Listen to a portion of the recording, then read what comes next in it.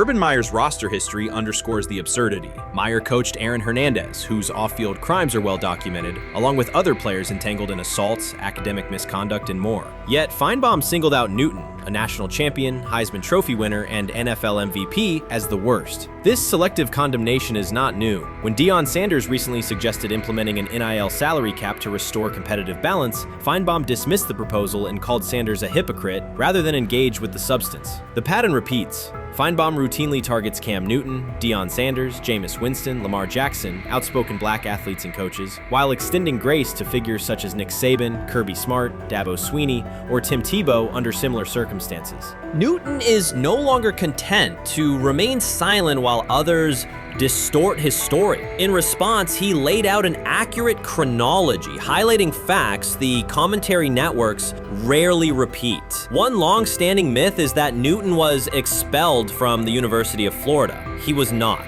Tim Tebow held the starting job unchallenged, and Meyer had no intention of displacing his star. Like thousands of athletes each year, Newton transferred to find a place where he could play. The move was strategic, not disciplinary. He is, with 3-2-2-5-3-17 to transfer to and more back, Meyer was. Critics habitually resurrect the 2008 laptop incident to tarnish Newton's entire career. Newton has acknowledged the mistake, but its relevance is overstated. The incident did not prompt his transfer, nor did it derail his trajectory. After leaving Florida, Newton enrolled at Blinn College, a Texas JUCO powerhouse, and led the Buccaneers to a national championship while posting dominant statistics. That performance earned him the opportunity to transfer to Auburn. At Auburn, Newton produced one of the most extraordinary single seasons in collegiate history. More than 4,000 yards of total offense, 50 combined touchdowns, an SEC title, a national championship, and the Heisman Trophy. Achievement compressed into a single year under intense scrutiny. Even that landmark season is recast by Feinbaum as a cautionary tale.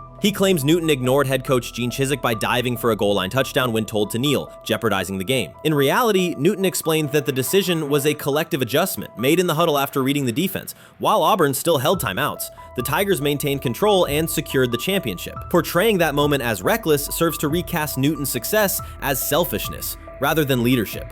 Feinbaum's approach to Sanders reflects the same dynamic. When Sanders urged a structured NIL ceiling to protect athletes and stabilize rosters, Feinbaum immediately labeled him hypocritical. So the Shedeur Sanders, I want to talk about this. So here's a prime example. Shedeur Sanders, they had 3-day mini camp for the Cleveland Browns.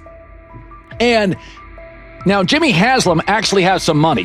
The Bengals owners and the Rooneys are near the bottom of the league in net worth. But what the Browns have is what I would call the Buffalo Bills used to have this years ago, pre-Josh Allen. What are Browns veterans saying about Shedeur Sanders behind closed doors? According to internal discussions, the feedback goes beyond casual praise. Several veterans describe his performance as franchise level. Private locker room conversations compare his command of the offense to established starters. And one senior assistant reportedly called him Sunday ready after a single walkthrough. The consensus is that front office staff and coaches have taken serious notice. Inside the Browns facility, informal conversations circulate among players and coaches. These remarks carry significant weight in personnel evaluations and often influence practice rotations. When veterans speak this strongly, the message typically reaches decision makers quickly, especially during roster planning. In short, the internal perception of Sanders is already affecting how the staff views the current quarterback depth chart. Browns vets kind of weigh in on Shedeur Sanders and how he's been since he arrived in Cleveland, in Pound Town. And I think it's very, very important that we discuss it, because it'd be really easy for these vets to, this wasn't like a on-the-record interview. This is just kind of back channels into what the vets are saying, the rumors, but the sources telling us. And we have a couple quotes, but Shedeur Sanders, Cleveland Browns, it seems like it's going well. And it's almost like you don't want to talk about it. At the center of the growing internal buzz is Shedeur Sanders, the rookie who entered Berea with late-round expectations but is being discussed privately as a potential long-term starter. This is not a routine camp tale about an extra arm taking practice snaps. Sanders has seasoned teammates, players with playoff mileage, quietly reassessing his ceiling. Observers who overlook these conversations risk missing one of Cleveland's most deliberate personnel moves in years. Sanders is not on the roster because of his surname. The Browns reviewed their quarterback depth, weighed costs, and chose a controlled, development-oriented option they believe can stabilize the position. His presence is already changing practice dynamics. Veterans notice his pocket awareness, adjust routes to his timing, and acknowledge that he processes coverage at an advanced level for a first-year player. Leadership patterns in the huddle feel different. Sanders delivers with precision and composure that challenge defenders to reevaluate their calls. The strategic upside is clear. A 4-year rookie contract offers cap flexibility while other franchises cycle through expensive stopgaps. Coaches and front office staff view Sanders as a calculated investment, not a publicity experiment. Outside chatter still focuses on Joe Flacco's age or Kenny Pickett's development. Inside the facility, however, veterans pause film sessions to dissect Sanders' ball placement and progression speed. Position coaches highlight clips where he works through reads decisively and delivers on time, traits rarely attributed to rookies. Sanders' confidence is measured rather than theatrical. He moves as though the NFL tempo is familiar, and that calm spreads across the roster. Experienced defenders are rechecking the depth chart and asking if the quarterback competition is tighter than publicly acknowledged. Great kid, and whether it's a following that he's earned, I mean, that's something that he's done a great job of interacting with fans, and but he is a great kid. You guys will get to know him more. He's working like crazy, just like all the guys. He's another young man. These rookies, you know, my office is downstairs. As they got to walk by my office as they come in. They come in early. And Shedeur, just like all those guys, he's in there early. He's getting his work done. He has not yet secured the starting job. Evaluations so far come only from brief practice periods, no comeback drives, no national headlines, just steady execution in shorts and helmets. In a league that celebrates splashy debuts, Shedeur Sanders is earning trust rep by rep. Veterans typically withhold judgment until late in camp, yet several are already studying his footwork and timing, which suggests genuine respect. Inside the building, coaches sense that the Browns may have finally found a stabilizing presence at quarterback. Cleveland's recent history underscores why this matters. The team has started 9 quarterbacks over the past 2 seasons, an indicator of instability rather than depth. Sanders arrives with composure, arm strength, and a well-known surname, so any sign of readiness is magnified. Financial context also plays a role. The Browns are allocating a significant portion of the salary cap to Deshaun Watson, whose performance has not matched that investment. To manage costs, the front office signed 4 additional quarterbacks on low-impact contracts. Together, they account for far less than Watson's annual cap figure. If Sanders continues on his current trajectory, that structure could give Cleveland both competitive clarity and much-needed financial flexibility. He's the only person who's come out and say, hey, man, this dude look kind of good, man. Let me tell you what I heard. A lot of people reaching out to players in the locker room and stuff. To me, I think this is it's a red herring. Like, I'm supposed to suspend myself to disbelief that he was going to look bad. I've never expected him to look bad to start with. The 5th round quarterback stuff, that's involving perceptions, pre-draft analysis, and other teams. Cleveland's veterans have endured every kind of quarterback turmoil: poor reads, major injuries, shaken confidence, and sideline disputes. When a young quarterback like Shedeur Sanders steps in and appears composed rather than overwhelmed, people notice. The attention comes not just from coaches and reporters, but from the linemen and defensive leaders who have watched previous backups struggle. They are not exchanging doubts, they are sharing nods of approval. Sanders demonstrates instinctive pocket awareness, reliable accuracy, and steady poise, qualities that quickly circulate through team conversations. After years of instability under center, the Browns need someone who can remain calm and effective deep into the season. Although expectations have fallen over time, genuine interest is growing. Praise is coming from teammates who rarely commend anyone unless his performance demands it. They have never loathed college football itself. They have resisted the people determined to reshape it. When Deion Sanders, black, direct, unapologetic, walks into a room of power brokers and speaks with authority instead of deference, critics recoil. During his playing days, they complained about celebrations and gold chains. Now that he is a head coach, mentor, and father, they label him something more polite, but just as dismissive: a problem. At Big 12 Media Days, Sanders addressed the accelerating chaos of the name, image, likeness market. He said college football needs a salary cap, not to hobble players, but to impose order on a system that showers unproven freshmen with seven-figure promises while the rest of a roster hunts for scraps. He called the situation unsustainable. Within hours, ESPN commentator Paul Feinbaum branded him a hypocrite, arguing that Sanders profited from NIL at Jackson State and now wants rules only because his most marketable athletes have moved on. The accusation spread quickly because it fit a comfortable storyline. Outspoken black coach gains from change, then protests when the advantage disappears. That framing ignores context. Sanders never criticized players earning money. At Jackson State, he urged corporate sponsors to partner with athletes who had been invisible to major brands for decades. What he wants now is stability, standardized guidelines, basic financial literacy, and roster balance that prevents locker rooms from fracturing over uneven payouts. When other coaches, Nick Saban, Dabo Swinney, Lane Kiffin, voiced similar concerns, they were praised for foresight. When Sanders spoke, the tone shifted to suspicion. The difference is not the message, it is the messenger. Feinbaum's response followed a familiar script. When black leaders question the structure of the sport, their motives are interrogated, their credibility attacked, and their competence doubted. He did not level the same charge at Jimbo Fisher when Fisher complained that NIL disturbed recruiting. He stayed silent when Kiffin lamented the transfer portal. But Sanders, who raised enrollment and television ratings at Jackson State, brought unprecedented attention to Colorado in one season and consistently mentors players beyond football, was called opportunistic. Feinbaum dismissed the cultural impact Sanders created, the exposure for historically black colleges, the draft pick developed, the infrastructure improved, reducing his work to a marketing stunt dependent on star sons Shedeur and Shiloh or two-way standout Travis Hunter. Sanders did not retaliate. He returned to practice, media obligations, and recruiting. His confidence is rooted in faith and in the responsibility he feels toward young athletes whose lives will extend decades beyond their highlight clips. When he asks for NIL boundaries, he is thinking about freshmen handed large sums without guidance, families unprepared for sudden wealth, and programs that abandon kids once production stalls. He has watched that cycle from the inside.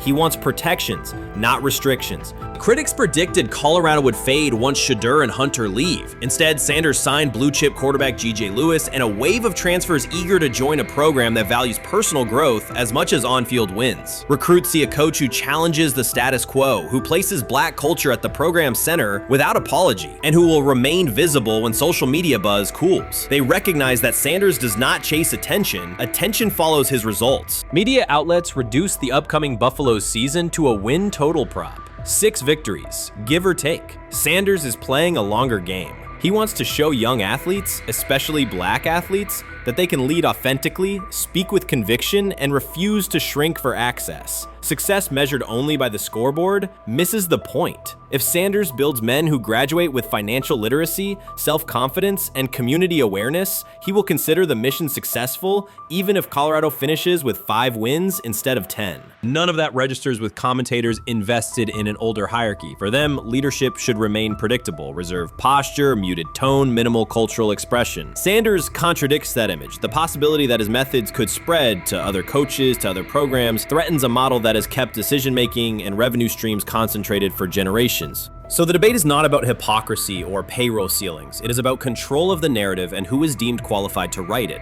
Sanders refuses to surrender that authority. He knows order is necessary. He also knows whose voices have been ignored whenever real reform is discussed. By speaking plainly, he forces television panels, athletic directors, and conference commissioners to confront issues they would rather defer: financial education, equitable resource distribution, and consistent national standards. Whether Colorado exceeds betting lines this fall will not change the trajectory Sanders has already set. He made Boulder relevant, energized recruiting beyond traditional power corridors, and broadened college football's cultural reach. That influence will persist long after social media debates cool. If his call for NIL structure eventually becomes policy, as the NCAA and Congress now contemplate, Feinbaum's soundbite will fade, while Sanders' imprint endures. In the end, accusations of hypocrisy say more about the accuser than the coach. Sanders has remained consistent: empower athletes, hold adults accountable, and inject stability before unchecked money corrodes the locker room. The people who stand to lose clout in that environment prefer the chaos they can manipulate. Sanders prefers a system that nurtures the players who make the sport worth watching. His advocacy is rooted in experience, not self-interest, and his critics will have to decide whether to engage with that reality or keep shouting from the sidelines.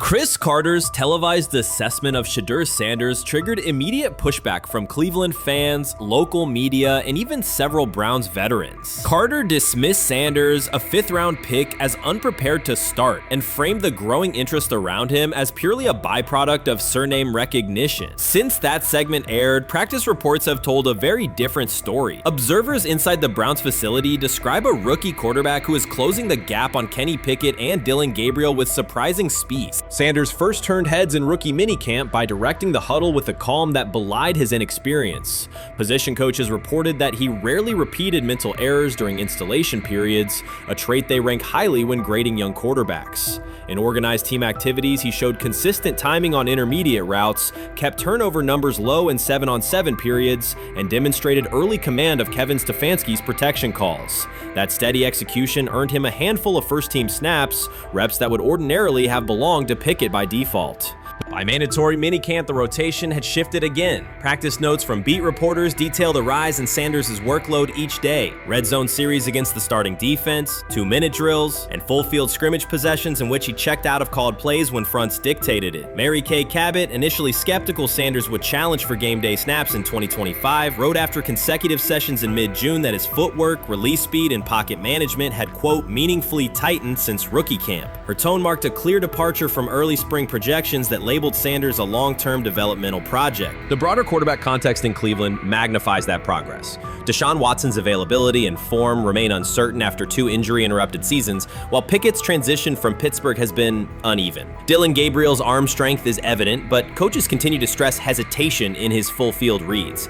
Against that backdrop, Sanders' quick decision-making and mechanical efficiency have begun to look less like a pleasant surprise and more like the roster's most reliable short-term plan. Inside the locker room, acceptance has followed performance. Wide receivers cite Sanders' ball placement on outbreaking routes, noting that the ball routinely arrives on the upfield shoulder, a small but essential detail that allows for yards after the catch. Offensive linemen appreciate his pocket awareness. Joel Bitonio remarked privately that Sanders slides up instead of bailing when edge pressure flashes. Defensive backs say his eye discipline forces them to hold coverage longer than they expected against a rookie. Such cross-positional respect develops only when day-to-day tape shows tangible improvement. The reaction to Carter's critique highlights a recurring double standard applied to young black quarterbacks. Traits celebrated as swagger or confidence in other players were labeled arrogance when associated with Sanders, yet the quarterback himself has not responded publicly. There have been no subtle social media jabs, no mention of critics in interviews, only repeated references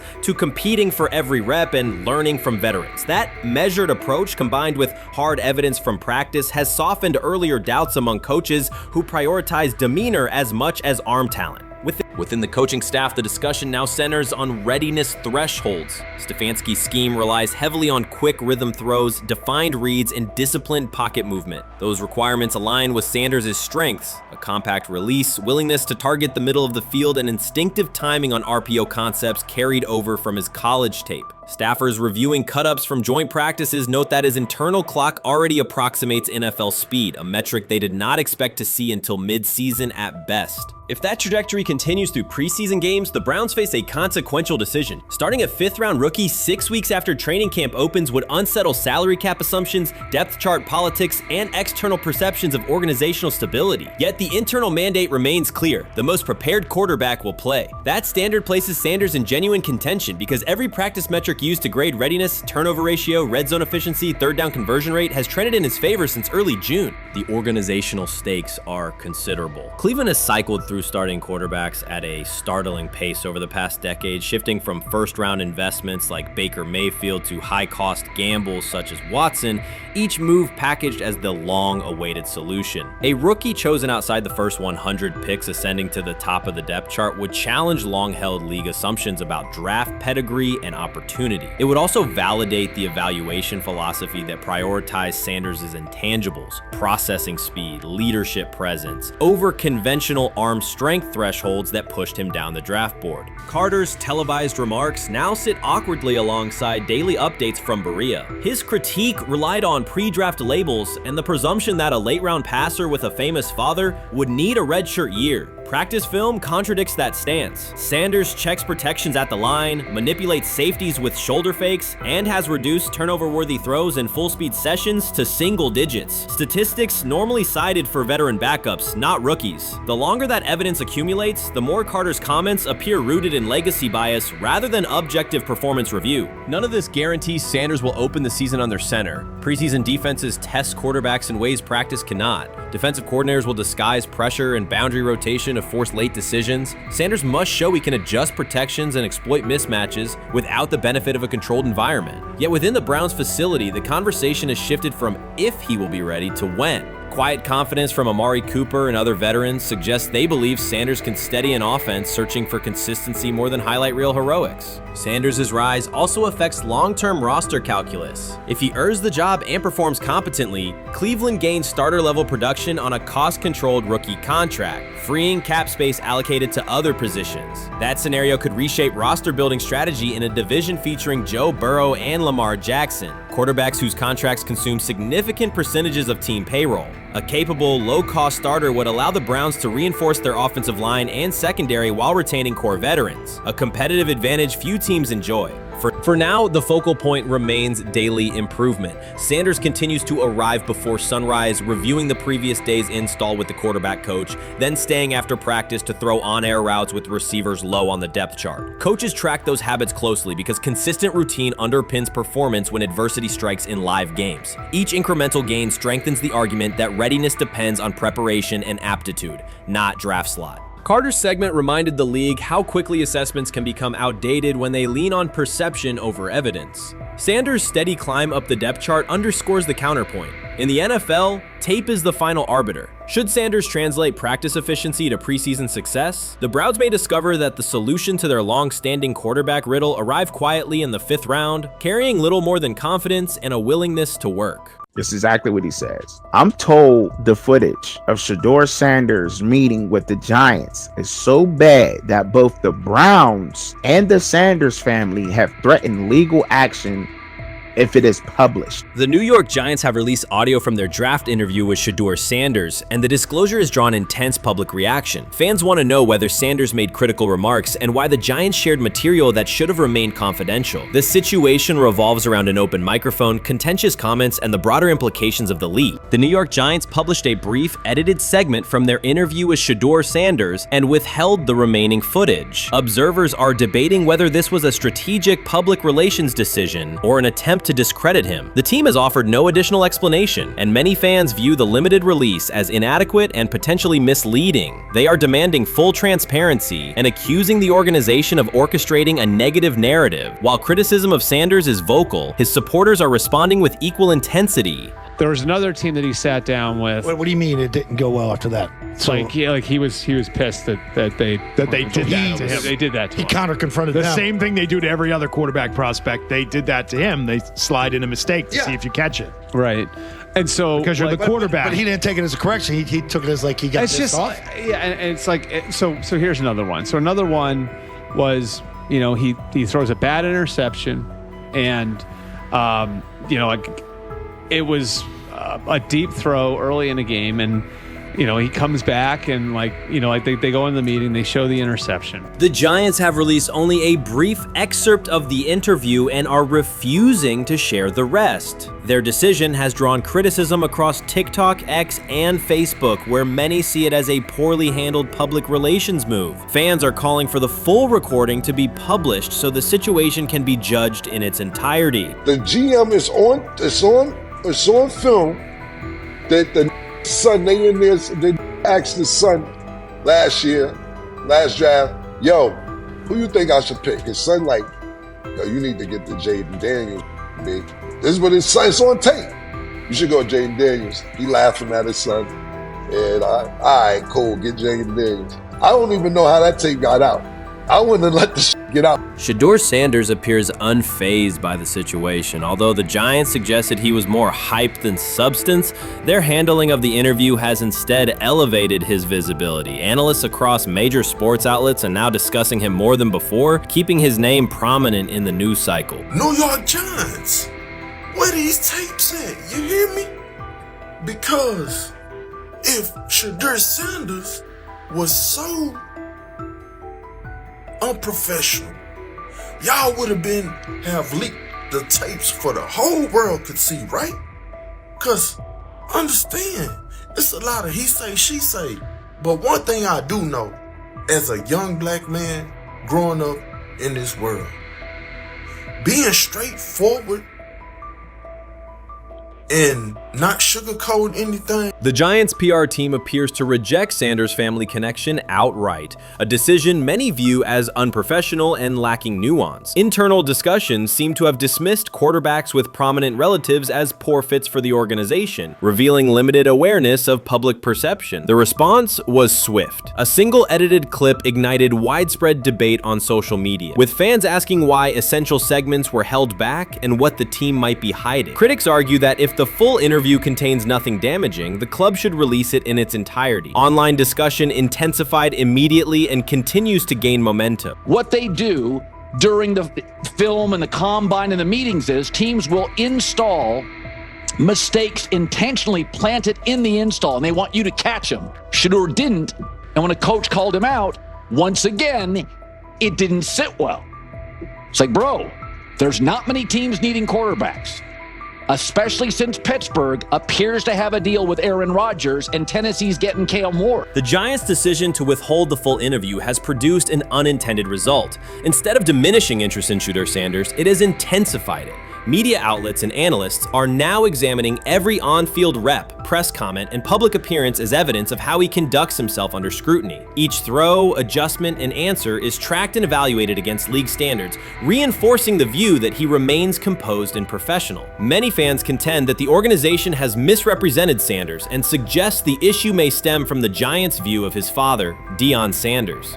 They see the partial release as an attempt to raise doubts about his character by association. That perception has only made his profile more compelling. The discussion has shifted from whether he deserves a high draft position to how effectively he withstands sustained pressure. Sanders is now regarded not just as a talented prospect, but as a symbol of resilience, central to debates about transparency and organizational strategy. Even if the Giants eventually provide more context, the visibility they have created for him is unlikely to fade. The most fun yet the most difficult thing I cover and we cover all year long is not games. It's the NFL draft. Because I've said this many times, you get lied to for a month to 2 months up to it. And so often during the draft, and every few drafts, there's a guy that really falls, precipitously falls. This year it was Shedeur Sanders, it's been Aaron Rodgers, it's been Dan Marino. Every few years somebody falls a lot. And so, but those stories don't come out until like the fall. Criticism of Shedeur Sanders from within the Giants organization has become increasingly public. Team communications appear focused on casting him as an overhyped prospect, whose character should be questioned,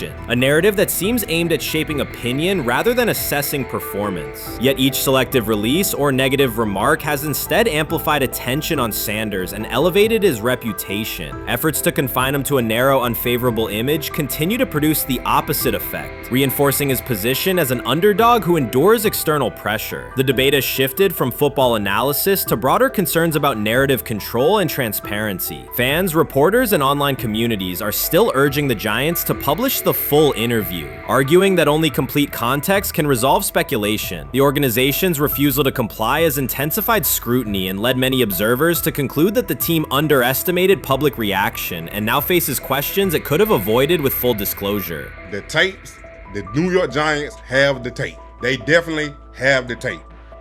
It's confirmation that they had the tape. Shedeur didn't do nothing. It's what they saying he did. I'm gonna tell you what these mixed reaction right here. So we already know about the New York Giants, but the Pittsburgh Steelers head coach Mike Tomlin reported admired Sanders' talent, but hesitated to draft him due to previous challenges with quarterbacks like Russell Wilson and Justin Fields, leading to more cautious approach. Las Vegas Raiders. Sanders met with Raiders at the NFL scouting combine and expressed enthusiasm about potentially joining the team. His familiarity with the West Coast offense and quick release was noted positive, though concerns about his ceiling. Hours after the Giants posted that short audio clip, the timeline never slowed. Comment threads filled with frame-by-frame breakdowns, lip-read attempts, and side-by-side comparisons of what was said versus what was left out. Reporters called league contacts. No one could explain why a franchise would stir this level of curiosity only to seal the vault. Each refusal sharpened focus on Shedeur Sanders, turning routine throws into national talking points. Analysts kept circling back to the same note. His cadence at the line looks unchanged, steady against the noise. Hashtags demanding the full interview, trend drop, and trend again. Podcast hosts bump scheduled segments to lead with the leak. Rival teams get asked how they would handle a similar situation, then quietly check their own archives. Inside Giants headquarters, the plan to shape the story looks less like strategy and more like a slow burn spotlight they can't switch off. And now every preseason snap, every media availability, every stray sideline camera angle gets fed into a loop that asks, what are they still hiding? The file remains locked. Curiosity keeps compounding. Until someone presses upload or steps to a podium and explains the redactions, the subject drifts away from depth charts and play design, fixing instead on secrecy, control, and the risk of underestimating how fast attention turns pressure into permanence. Momentum isn't fading, it keeps recalibrating, louder, impossible to mute. You made an interesting point. So I tend to have the drip, drip, drip. This was my Johnny Manziel theory, is that everybody makes mistakes, especially when you're young. But if I see 2, 3, 4, 5, then you've got a plumbing issue. It's not just you didn't close the faucet.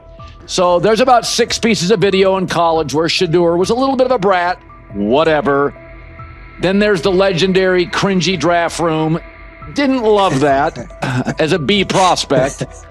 Then there's back-to-back speeding tickets, both over 90, and a missed arraignment. The NFL is navigating unexpected headlines after a former Browns coach publicly defended Shedeur Sanders in response to reports of multiple speeding tickets. The coach's statement has sparked extensive online debate. Supporters welcome the show of loyalty, while critics question the motive. Sanders now finds himself at the center of an unforeseen controversy, and observers want to know why a Cleveland coach is standing so firmly in his corner. The story is developing rapidly and continues to draw intense attention. When it came out that he got a speeding ticket, I said it's not really that big a deal. I feel very differently about it now. Over 40 miles an hour over the speed limit, less than 2 weeks after you just got a ticket.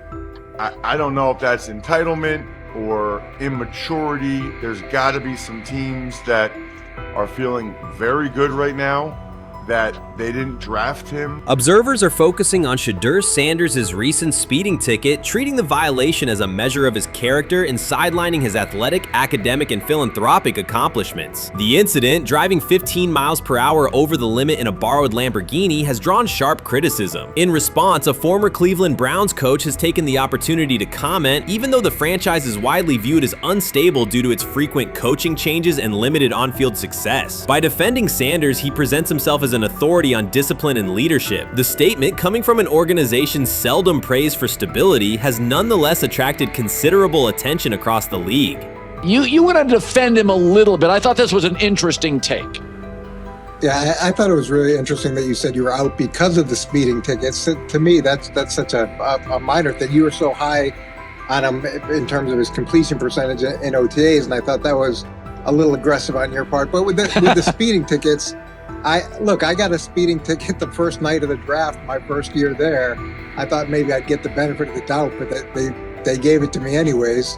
As soon as the former Browns coach defended Shedeur Sanders, social media erupted with commentary, resembling the volume of draft night coverage. Posts and opinions appeared within minutes, and criticism escalated rapidly. Detractors amplified Sanders' minor speeding violation, while supporters argued that such reactions were disproportionate to a single traffic citation. Shedeur Sanders received 2 speeding citations, and the minor traffic issue quickly drew national attention. Before considering the former Browns coach's response, it is useful to clarify the facts. Sanders, son of Pro Football Hall of Famer Deion Sanders and a current college quarterback, was twice ticketed for exceeding the limit while driving a high-performance vehicle. Commentary on social media escalated rapidly, with critics framing the incident as a significant character concern, even as the league has historically tolerated far more serious legal transgressions. Stepping into the debate, a former Cleveland Browns coach, best known for a tenure filled with losses and contested decisions, issued a strong public defense. He argued that 2 speeding tickets should not define Sanders' reputation or overshadow his on-field talent and community work, urging a balanced assessment of the player's actions. I don't love it from a 5th round draft pick. I don't love that it happened multiple times.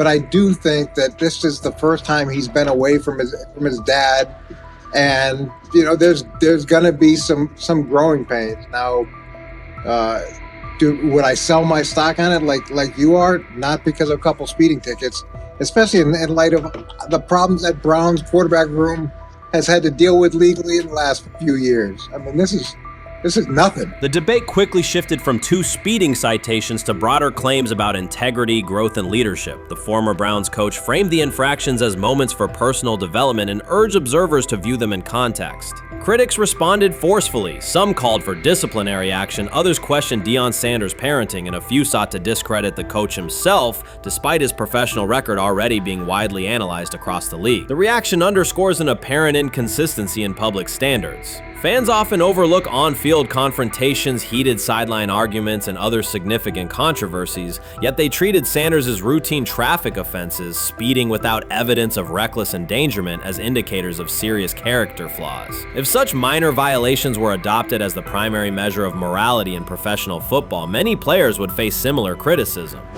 Sports media amplified the story almost immediately. Television panels dissected Shedeur Sanders' decision-making, treating 2 speeding tickets as indicators of deeper character concerns. Networks aired detailed segments under banners such as red flags and road rage, repeatedly questioning whether the citations might affect his draft evaluation. Although Sanders is already regarded as a first-round prospect, analysts emphasize that NFL teams value discipline and legal awareness when forming final assessments. Many commentators overlook the fact that other high-profile players have faced more serious offenses without similar scrutiny. Throughout the coverage, the former Browns coach defended Sanders, portraying him as a talented quarterback subjected to disproportionate criticism in a culture that expects near-perfect conduct. His argument was thorough and methodical, asserting that the traffic violation should not overshadow Sanders' skills, work ethic, or future potential. Commentators point out that the coach's intervention was not entirely selfless. He recognized the publicity potential. One day he was an overlooked figure from a struggling Browns era, the next he was a trending name across sports media. The discussion quickly expanded beyond Sanders' speeding citations to questions of image management and narrative control. Critics demanded disciplinary measures, public apologies, team sanctions, and formal statements, yet their objections seemed directed less at the traffic infractions themselves and more at Sanders' high profile, confidence, and resistance to traditional expectations. In practical terms, Sanders' brand remains intact. The coach secures renewed relevance, and the episode supplies another headline in the ongoing story of modern football. The next time Sanders is seen in a high-performance car, the debate will likely reignite, focused not on speed limits, but on the broader culture of the league. Meanwhile, new voices continue to join the conversation. Broadcaster Colin Cowherd has already weighed in, offering his own reassessment of the incident and its broader implications. Breaking news, Shedeur Sanders last night was pulled over going 100 miles per hour. All right, he clocked 101, 41 miles an hour over the speed limit in Cleveland. He will have the opportunity to fight the ticket in court. Now, I'm not exactly sure where he was pulled over, whether or not that it was in Ohio or whether or not that it was in his home state. But typically when you're going 40 over, that's flirting with the line of reckless driving. Folks, I gotta tell you, I don't understand what it is with these young men driving at absurd speed. Colin Cowherd's view of Shedeur Sanders shifted abruptly. Days after praising the quarterback's poise and skill, he appeared on air to declare that Sanders is overhyped, unfocused, and distracted by celebrity. The reversal was immediate, without any gradual reconsideration. Cowherd now frames Sanders' 2 speeding tickets as evidence of poor judgment, even though he has defended other quarterbacks facing far more serious off-field issues. The sudden, wholesale withdrawal of support leaves viewers questioning the consistency of Cowherd's criteria and illustrates how quickly media narratives can change when minor incidents receive outsised attention. This is okay. nothing. Okay. How much of this is? I mean, Jimmy Haslam has his hands all over Manziel, has his hands all over Deshaun Watson. Admitted it, man enough to admit it. I saw the reaction in the draft room when they took Shedeur Sanders. Pretty obvious it wasn't the coach and the GM's pick. How much is this? This team has 8 last place finishes in 13 years owning it. How much of this is we don't have a very good owner here like Washington, D.C. and the Commanders? Yeah, I didn't love the owner stepping in and saying, you got to take this guy in the 5th round. And I doubt they'll ever admit to it. While Colin Cowherd urged teams to move on from Shedeur Sanders, former Browns coach Eric Mangini offered a more measured response. Mangini, whose tenure in Cleveland was marked by mixed results, used his platform to provide context rather than condemnation. Instead of sensationalizing the speeding violations, he encouraged viewers to consider Sanders' circumstances. A 21-year-old quarterback whose life is scrutinized both on and off the field. Mangini acknowledged that the tickets were mistakes, but emphasized that they do not by themselves define Sanders' character or future. He noted the extraordinary attention athletes received today, combining the responsibilities of quarterback, public figure, and social media presence. Under such pressure, missteps are magnified, and criticism multiplies quickly. Mangini concluded that any evaluation of Sanders should weigh the totality of his behavior, performance, and growth, rather than isolate 2 traffic citations as decisive evidence of poor judgment. He lied to us all when he said that this was going to be an open competition, a 4-man open competition when it comes to the QB situation up there in Cleveland, in which, from the looks of it, all we've seen it be was a 3-man race. The only people that has been getting reps in with the first team or with the veterans are Joe Flacco, Kenny Pickett, and Dylan Gabriel. We've never seen my boy Shedeur Sanders get a chance to get in. Even with him doing the things that he has been doing up there, he has yet to get in with the... Shedeur Sanders was caught off guard by Coach Kevin Stefanski's recent remarks, which have sparked talk of bringing in another starting quarterback. Commentators are debating whether Stefanski's comments reflect eroding confidence in Sanders or a brief lapse in judgment, but the rookie now faces intensified scrutiny over his role. The Browns, we got an analyst that says that Shedeur Sanders should have some kind of a ban? Banishment of some kind? Come again? Say what? For what? And we've got, this would be more troubling. If I'm a Browns fan, and this is where we're going to start, potential dissension in the ranks of the front office and the coach. And over what? Quarterback. When a program's headline quarterback suddenly becomes the subject of sideline murmurs and quiet searches for replacements, the situation is unmistakable.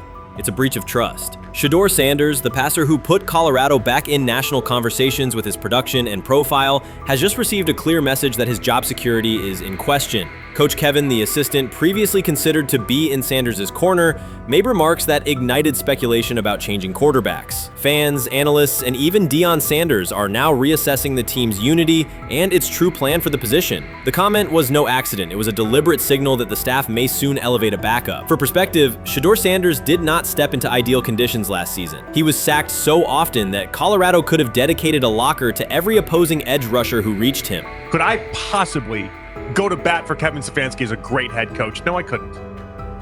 Could you go at bat against him, saying he's a horrible head coach? No, I can't. I think that's why we fall in the middle. I think that's why in a lot of these discussions, and that's why a lot of the rankings, you see him right now in that 15 to 20 range, somewhere in that middle pack of NFL head coaches. I've said earlier, Kevin Stefanski has already been given more head coaches than any coach I've ever seen in Cleveland.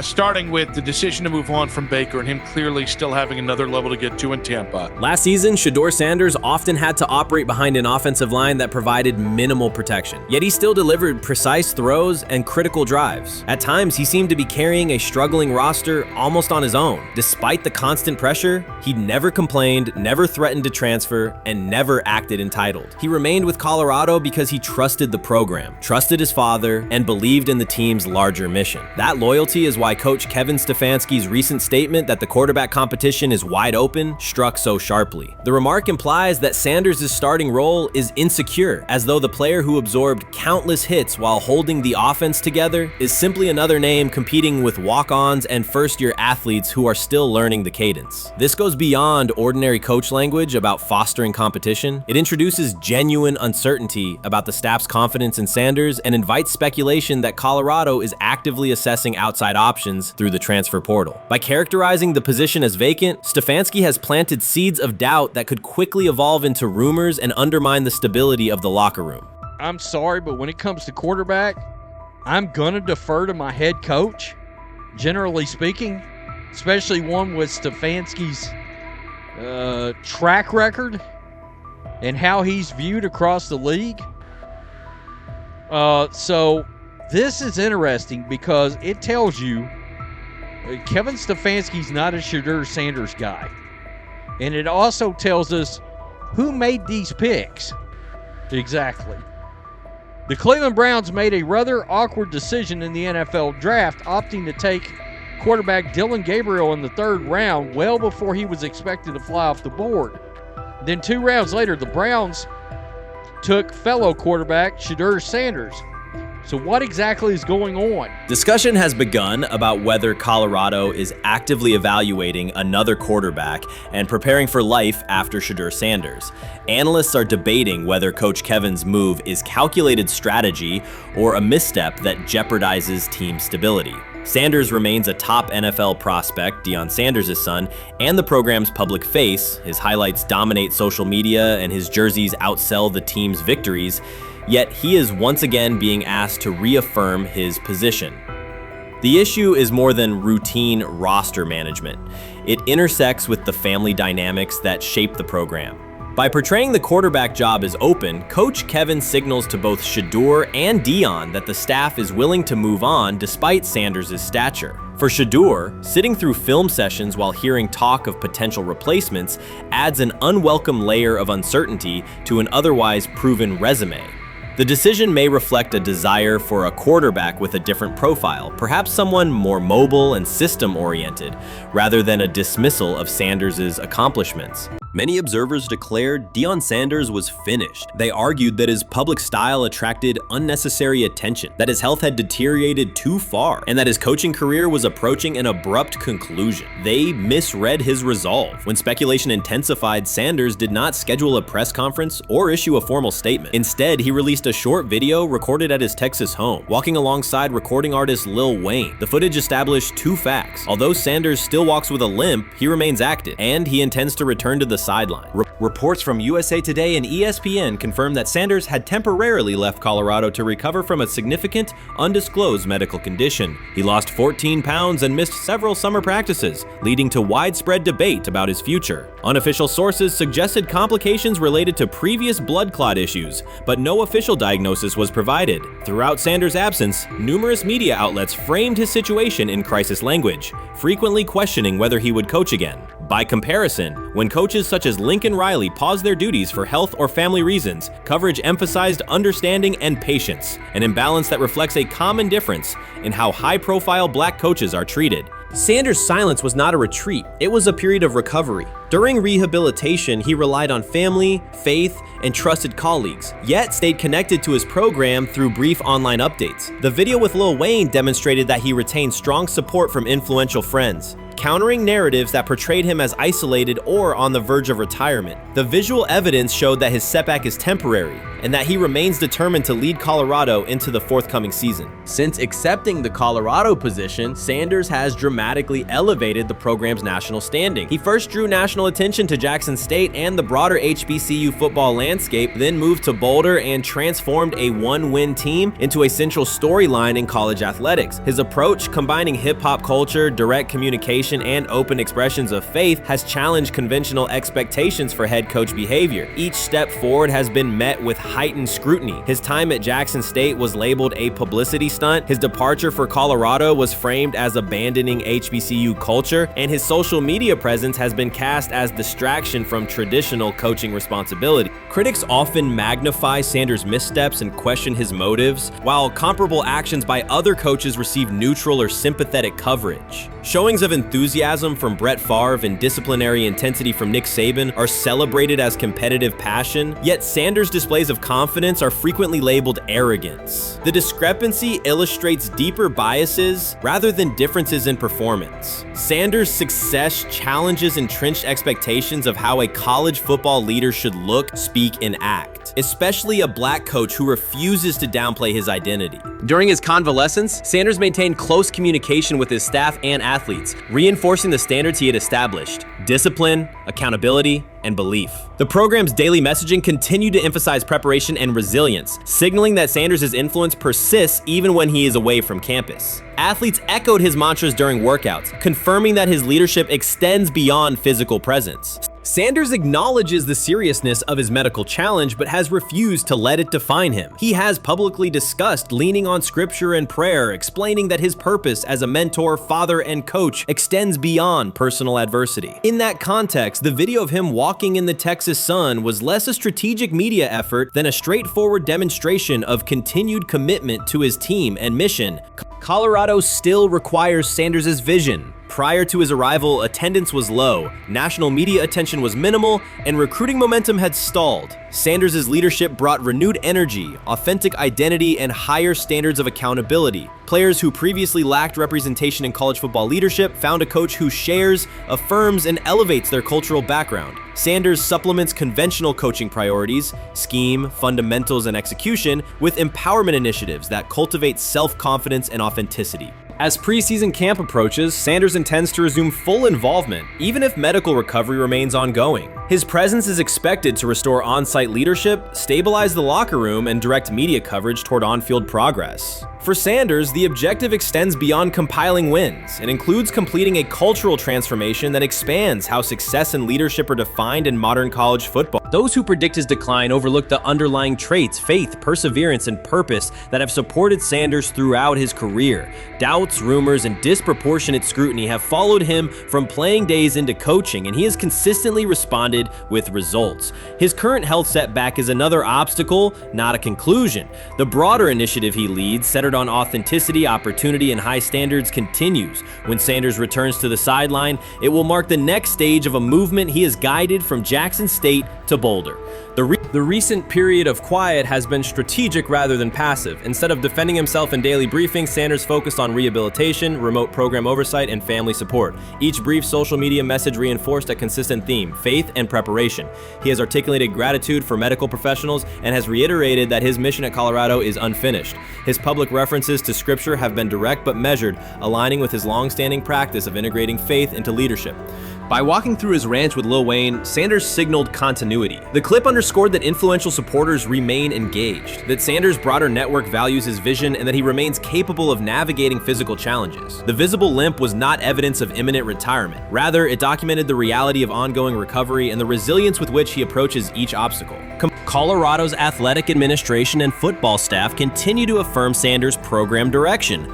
Recruitment communications cite his established record in fostering cultural relevance and national exposure. Prospective athletes respond to a coach who presents a transparent path to development, both on and off the field. Current players refer to Sanders' coaching points with clarity, citing specific drills and expectations that remain unchanged during his absence. These indicators demonstrate that the core structures Sanders implemented are functioning, and that his return will be an amplification, not a restart. Criticism regarding Sanders' public persona often conflates media style with coaching substance. Analysis from opponents suggests that social media engagement dilutes football preparation, yet Sanders' staffs emphasize time management and delegation. Defensive and offensive coordinators handle in-game adjustments, while Sanders directs overall culture, recruitment, and leadership. He has articulated that visibility serves to amplify program accomplishments and enhance player opportunities, not replace strategic football planning. Some commentary has attempted to reframe Sanders' health issue as evidence that his coaching model is unsustainable. The argument ignores the documented health challenges faced by numerous coaches across levels of competition. For example, college coaches recovering from heart procedures or joint replacements have returned to successful seasons after appropriate medical clearance. Sanders' case follows a comparable trajectory. Medical complications require temporary separation, structured rehabilitation is prioritized, and a managed return is planned. Institutional medical protocols at Colorado dictate clearance requirements. Sanders will meet those before resuming full sideline duties. Colorado's players have expressed public confidence in Sanders' eventual return, citing regular virtual check-ins and continued accountability. Several athletes noted that positional meetings included recorded messages from Sanders reinforcing tactical goals and personal discipline. These details confirm that Sanders has remained actively engaged, albeit remotely, and that team culture remains aligned with his principles. Looking ahead, Colorado's schedule will attract national attention, both for on-field competitiveness and the storyline of Sanders' comeback. Analysts will evaluate how quickly he reestablishes day-to-day rhythm and whether his physical limitations influence practice oversight. Internal planning accommodates gradual escalation of responsibilities, with medical staff and strength and conditioning personnel contributing to phase reintegration.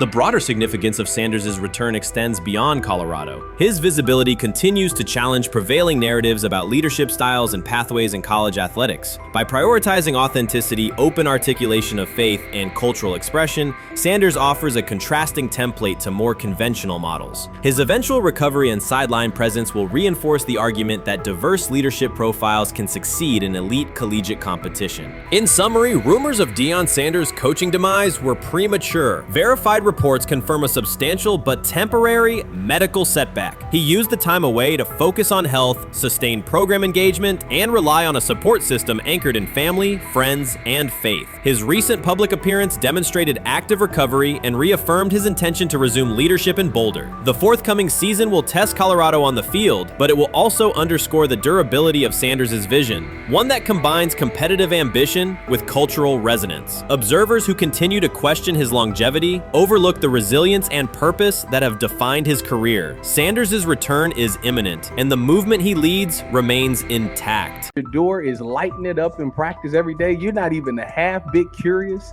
to see what he could do with the ones. That makes no sense. And then on top of all of that, you got players going on podcasts and talking to people in the media saying this guy is really good. Like, this guy is legit. So even your peers respect you enough. How is it that the coaches can't see that? It always starts with the players, where the player's like, hey, you see that? You seen that pass he threw? The Cleveland Browns were taken by surprise when quarterback Shedeur Sanders stepped in for first-team snaps, asserting control of the drill and instantly highlighting deficiencies across the rest of the room. His confident command forced coaches to pause practice clips, reevaluate progressions, and consider immediate adjustments to the depth chart. Within minutes, discussions spread throughout the facility and online forums as fans weighed what Sanders' showing means for the current starters. The organization now faces an urgent, data-driven decision on whether Sanders should move up permanently. Shedeur Sanders arrived at Browns practice, took several first-team reps, and the entire quarterback group immediately felt the pressure. Coaches erased the whiteboard and reviewed their plans. Staff members exchanged concerned comments, and observers began asking whether Sanders was positioned to assume a larger role. Tony, every year we see at least 1 to 2 teams. They were in last place in their division the year before. No one thought they'd be good, and then they were good. It almost seems like no one's even assuming the Browns can be that, but we see it happen every year. And I get the quarterback stuff, but like, correct me if I'm wrong, Tony. The Browns are trying to run the football, play good defense, not turn the ball over in the passing game, and try and take advantage when they can, correct? That's what they're trying to do. That was the 2020 offense. The Cleveland Browns are still searching for stability at quarterback. Deshaun Watson is yet to deliver consistent starter-level production that justifies his contract, and each game renews doubts about whether he can regain peak form. Behind him, rookie Dorian Thompson-Robinson shows promise but remains inexperienced and unpolished. Coaches are evaluating alternatives each week and may need to adjust the depth chart if progress stalls. The roster around them is built to contend now, so ongoing uncertainty under center is increasingly costly. As we talk about, we do believe in best player available. We do believe in positional value, and we didn't necessarily expect him to be available in the in the 5th round, and so we love adding competition to every position room and adding him to compete with the guys that are already in there. We felt like that was the appropriate thing to do. The Browns quarterback group is unsettled. Deshaun Watson has yet to provide the reliable, high-level play his contract demands, while rookie Dorian Thompson-Robinson remains promising but unpolished. Depth behind them consists mostly of veterans whose experience lies more in holding clipboards than leading offenses. The coaching staff needs an immediate answer, not a 3-year development project. Shedeur Sanders enters as that potential solution. At Colorado, he passed for more than 3,200 yards despite working behind one of college football's poorest offensive lines, consistently demonstrating poise, quick processing, and accurate ball placement under heavy pressure. Film shows steady reads and disciplined footwork, traits that offset concerns that his profile is built on family name or media attention. Cleveland viewed the signing as a low-risk, high-reward move. Early in camp, Sanders received a handful of first-team snaps intended merely as an evaluation. Those plays quickly changed practice tempo. The ball came out on time, receivers hit their landmarks, and the defense struggled to adjust. Coaches immediately expanded the review using phrases such as evaluate every option, an indication that the depth chart was no longer fixed. Watson sensed the scrutiny. Thompson Robinson increased his urgency. Within minutes, competition in the quarterback room intensified. Sanders repeated that performance in subsequent sessions. His footwork remained clean, progression sharp, and throws firm and precise. Each strong rep forced staff to reassess the plan to keep him buried on the developmental track. The broader context magnifies the pressure. Cleveland's roster is built to contend now. Fans are weary of quarterback turnover, and the front office cannot afford another costly misstep under center. Around the league, rookie passers rarely wait multiple seasons anymore. Joe Burrow, Justin Herbert, CJ Stroud, and even late pick Brock Purdy established that precedent. If Watson opens the regular season and struggles, public calls for Sanders will grow, especially if the rookie flashes in preseason. Alternatively, another team could attempt to acquire him if Cleveland hesitates to elevate his role. Each scenario underscores the same reality. Sanders' emergence has turned a routine camp evaluation into a critical decision point for the franchise. And we saw Dylan Gabriel go 11-on-11 with the first team, Shedeur Sanders go 11-on-11 with the second unit. So that was really the big wrinkle today. Yes, and of course, it was the first time that we have seen Shedeur Sanders get any of those coveted 11-on-11 reps. Of course, again, it wasn't with the first team offense or against the first team defense, but it's progress. And that means that he's going in the right direction, that the arrow is pointing up. He's coming up the learning curve. So that's good for him. And I actually thought just overall, he had a better day than Dylan had today. He completed more passes. He was more on point. In fact, in that 11-on-11 period, he threw a near touchdown. Desperation can push franchises toward aggressive decisions, especially when their quarterback options appear unconvincing or outdated. One scenario now emerging is that Sanders earns enough confidence to take full preseason reps with the starters, forcing Cleveland to revisit a depth chart it believed was settled at the beginning of July. His practices demonstrate that the excitement around him is grounded in measurable performance. Accurate, high-velocity passes against first-team defenses, and confident command of the huddle. Each strong outing also heightens league-wide interest.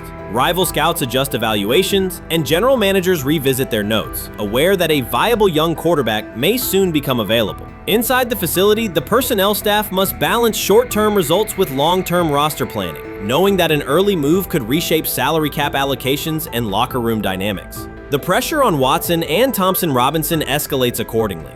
Both must produce visible progress to maintain their current roles. Cleveland's recent history shows how quickly promising quarterback situations can devolve into controversy. The franchise has turned potential breakthroughs into organizational turmoil before, so observers remain cautious about how this competition will unfold.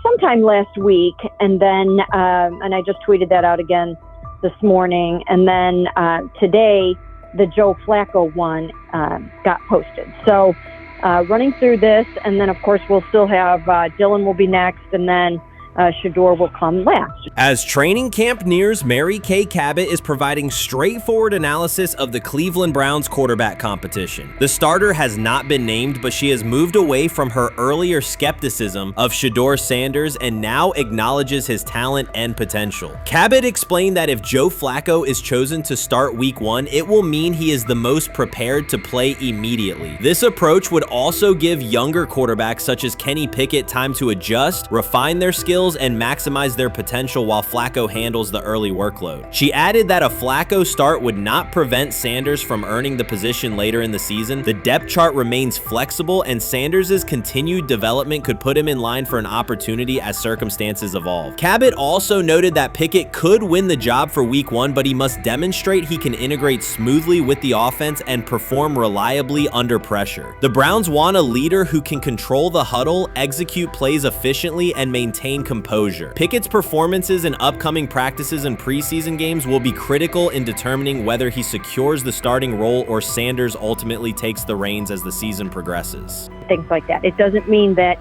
that Kenny can't swoop in there and steal that job by them, but he's really going to have to show that he has a complete mastery of this scheme and this system, and that they don't have to dial it back a lot to put him in there. So these will be some considerations, and I do think that that as the preseason goes along, it will become evident. Mary Kay Cabot recently stated that Shedeur Sanders is ready and the Cleveland Browns are monitoring him closely. After a strong showing during organized team activities and minicamp, Sanders has made notable strides in his development. With continued progress, he is expected to return to the field prepared to contribute meaningfully. The Browns coaching staff is tracking his growth and anticipation about his long-term role is increasing. Cabot added that if Sanders maintains this trajectory and continues to demonstrate poise within the team, he will have a legitimate chance to earn the starting quarterback job. Each practice rep strengthens his case, reinforcing the possibility that his development could benefit both the player and the organization. As Sanders impresses, discussion about his future in Cleveland becomes more compelling. Cabot also emphasized Sanders' advanced understanding of the offense. She noted that his football IQ appears in every drill and that he seems ready to execute the Browns system at full speed. His ability to process defenses quickly and make decisive reads distinguishes him from his peers. With the appropriate opportunity, Cabot believes Sanders could become a genuine difference maker for the Browns. One area Cabot highlighted is Sanders' command of pre-snap adjustments. His capacity to diagnose defensive fronts and communicate changes gives him an edge and reflects high football intelligence. If he translates those reads into consistent connections with his playmakers, he could elevate the Browns' offense significantly. By comparison, Cabot said quarterback Dillon Gabriel is still refining his grasp of complex terminology and play calling. While Gabriel possesses upside, Sanders' comfort with intricate concepts and his ability to manage tight pockets under pressure give him a clear advantage at this stage. Gabriel must sharpen those elements to compete at Sanders' level. Cabot previously reported that Sanders had already earned first-team practice snaps ahead of Gabriel. Her latest update confirms that Sanders is now approved as the Browns' starting quarterback, solidifying the organization's commitment to him as QB1. Expectations are high, and his response to the challenge will be closely watched throughout training camp and preseason. Cabot further noted that head coach Kevin Stefanski authorized Sanders to take expanded first-team reps beginning next month. This milestone underscores Sanders' readiness and the coaching staff's confidence in his progress. As the regular season approaches, Sanders aims to cement his status as the starter, and the competition for that position is intensified. Though Sanders leads the race, Kenny Pickett remains in contention. Cabot stressed that Pickett must prove he can integrate seamlessly with the offense and perform consistently under pressure. His performance over the next several weeks will determine whether he can challenge Sanders for the starting role.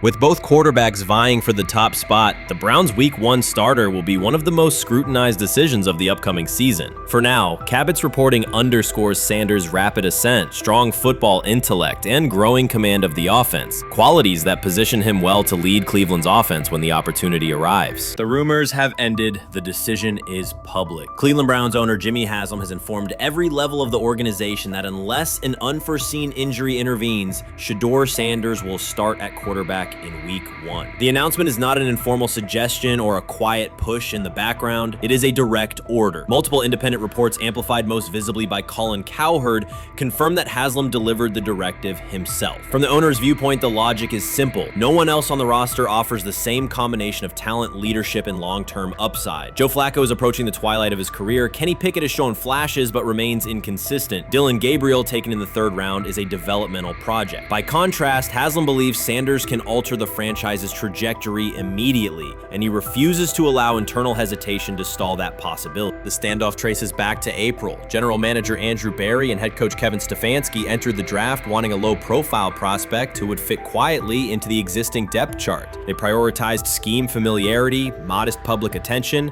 and a clear developmental timeline. When the board lined up, they reached for Gabriel in round 3, reasoning that an early investment would justify keeping a rookie on ice behind the veterans. But Sanders continued to slide, first through day 2, then deep into round 5. Haslam watched the names come off the board, convinced the league's bias against Deion Sanders' outspoken son was obscuring legitimate first-round talent. When Cleveland's 5th-round pick arrived and Sanders was still available, Haslam intervened. He did more than approve the choice, he overrode the original plan, making it clear that the organization would select Sanders and give him every chance to compete. From that moment on, the Browns' internal narrative splintered into 2 camps, those ready to accelerate around their owner's vision and those still trying to protect their original approach. Once rookie minicamp began, Sanders erased much of the speculation. He commanded huddles, processed coverages quickly, and delivered throws with anticipation that belied his draft slot. Teammates noted his willingness to accept blame for missed timing, then correct the error without dramatics. While Flacco and Pickett split most first-team reps, Sanders treated limited opportunities as full-speed auditions. During organized team activities, he identified blitz looks, redirected protections, and consistently found his second read when the primary route was covered. More than one defensive veteran told local reporters that Sanders looks like the best arm in the building. That assessment forced Barry and Stefanski to reevaluate their timetable. They could no longer label Sanders a long-term project without contradicting on-field evidence. Drafting Gabriel 2 rounds earlier had provided the staff an excuse to slow roll Sanders' ascent. Coaches could point to investment cost, meeting room familiarity, and installation comfort to justify Gabriel's snap share. Yet each practice rep in which Sanders outperformed the third rounder weakened that shield. Behind closed doors, position coaches began requesting more Sanders film for cut-ups, and offensive assistants quietly shifted meeting questions toward concepts the rookie already executed well. By mid-June, Barry himself started describing Sanders not as a developmental asset, but as a competitive option.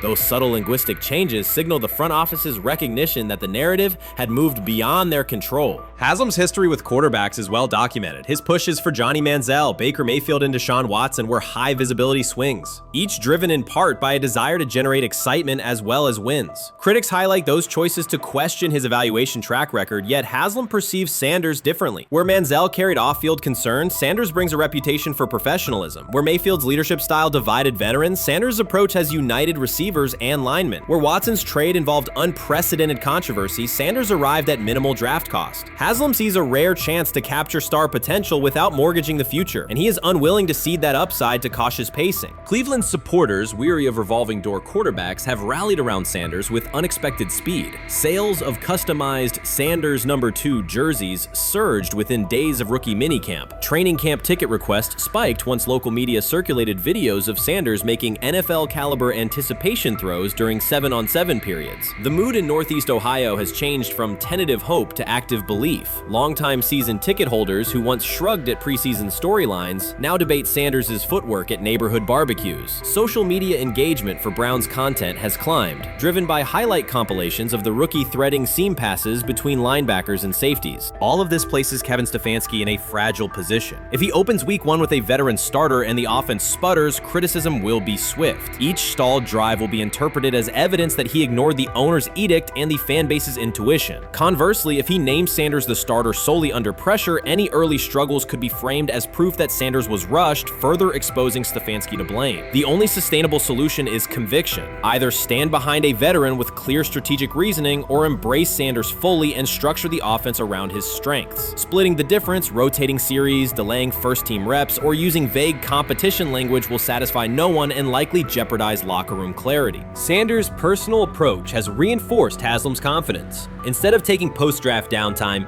he traveled to Texas to train in full Browns gear at facilities near his father's home. The leaked clip of Sanders executing footwork drills in helmet and pads wasn't a marketing ploy. It was a glimpse into a quarterback visualizing Week 1 live. Team personnel who viewed the footage recognized purposeful rehearsal, cadence calls, pocket movement against simulated pressure, and follow-through adjustments based on imagined rush lanes. Observers asked why a rookie would conduct such intense solo sessions in May. The answer is straightforward. Sanders does not view himself as a developmental pick. He considers himself the starting quarterback of the Cleveland Browns and prepares accordingly.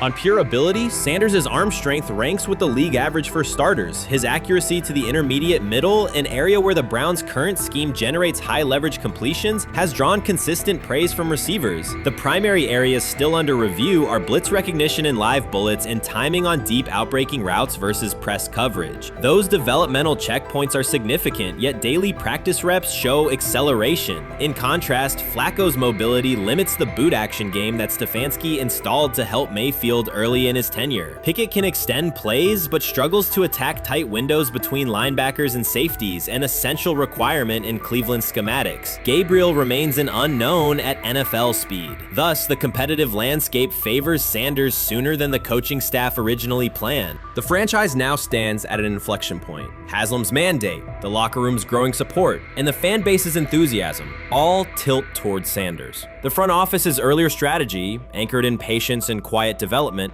is increasingly untenable. Barry's shift in messaging indicates grudging alignment, but final authority over the depth chart rests with the coaching staff, unless ownership directly intervenes on game day decisions. A move rare, but not unprecedented in the NFL. Should Stefanski align with the owner and name Sanders the starter before preseason concludes, he can claim proactive vision and tailor the offense through training camp. Should he resist and open with a veteran who falters, he risks rapid loss of credibility and possibly his position. Either path carries pressure, but only one aligns with the momentum sweeping through the building. For 2 decades, the Browns have cycled quarterbacks without securing a stable star. Each new hope, whether draft pick or trade acquisition, has collapsed under injuries, inconsistency, or organizational disarray. The possibility that Sanders could finally anchor the position is not merely a football storyline. It is a potential cultural reset for a fan base defined by resilience. Haslam's insistence reflects that awareness. Cleveland needs a leader who can win on Sundays and project confidence every other day of the week. Sanders has shown he can shoulder expectations without retreating from scrutiny. That trait, more than arm talent alone, is why the owner views him as indispensable. Voluntary workouts transition to mandatory minicamp next week. If Sanders receives a substantial share of first-team snaps, observers will interpret it as the staff's acknowledgement that the competition is tilting decisively. A public declaration may not follow immediately, but every rep allocation is a signal. If, however, the staff continues funneling most top unit snaps to Flacco or Pickett, tension will escalate. Local media will question the evaluation process. National analysts will debate the merits of letting a rookie learn through live action versus controlled practice. Inside the facility, players will recognize any disconnect between performance and opportunity, and unity could fray. The Browns have reached a decisive moment. Shedeur Sanders has demonstrated the skill, poise, and work ethic to justify starting in week 1. Jimmy Haslam has publicly positioned him as the future, and by implication the present of the franchise. Kevin Stefanski and Andrew Berry must either endorse that vision or brace for the consequences of delaying it. For Cleveland fans, the significance is clear. A legitimate chance to exit the cycle of quarterback uncertainty and rally behind a signal caller capable of commanding the field and galvanizing the city. Whether that opportunity is seized promptly or postponed will define the Browns' 2025 season and likely the tenure of the decision makers involved. I view things as I got time. I got time to be able to grow and mature, and be able to understand the ins and outs of the defenses and be able to get the good insight from the vets in the room. So I look at it as, a plus. And whenever, it's time for me to play. Shedeur Sanders rolled into Browns camp and instantly made the whole practice feel like a recess pickup game. NFL vets suddenly looked like they'd forgotten the playbook and were just trying to keep up. With that being said, I see some balls coming out of Shedeur Sanders at that camp, and I'm like, kind of looks like a guy. Yeah, I'm ready. He can sling it. Ready to. I see him, some of the veterans, how they talk to him, mic'd up, see what he's doing in the community. Yep. Talking about Njoku there? Njoku, Mike Knapp. Yeah, once you see, different little interactions and things like that, I know he has the talent. We'll see. It'll be a competition that usually brings the best out of guys, especially young guys. So I'm interested to see how that quarterback situation. Right after Shedeur Sanders tightened his cleats and the Browns settled in for what they figured was a routine camp day, the whole vibe tilted sideways. No blazing comet, no UFO touching down at midfield, just a swagger-charged quarterback striding in like he'd crashed the wrong league and thought, yeah, I'll stick around and run this show. The Browns had no clue what storm was rolling in. You'd expect an NFL team to do a quick scout, maybe pull up a highlight reel or two, but nope. They greeted Shedeur with a shrug, only to watch him seize the field on snap 1 and run the whole operation like a seasoned pro. First and foremost, he's been the best quarterback in camp. Now look, Joe Flacco ain't had many opportunities. There was a whole day I saw he didn't throw the ball at all. Here's my theory on the situation. They already know who's starting in the number 2 is. They already know. Joe Flacco and Shedeur Sanders is already locked up. You're missing the boat, people. You're missing the boat. Your boy, Kenny Pickett and Dylan Gabriel, they're fighting. Shedeur didn't merely clock in, he hijacked the session. One moment he's loosening his arm, the next he's roasting veteran QBs like faded names on busted draft boards. Defensive coordinators everywhere had the same gut punch reaction.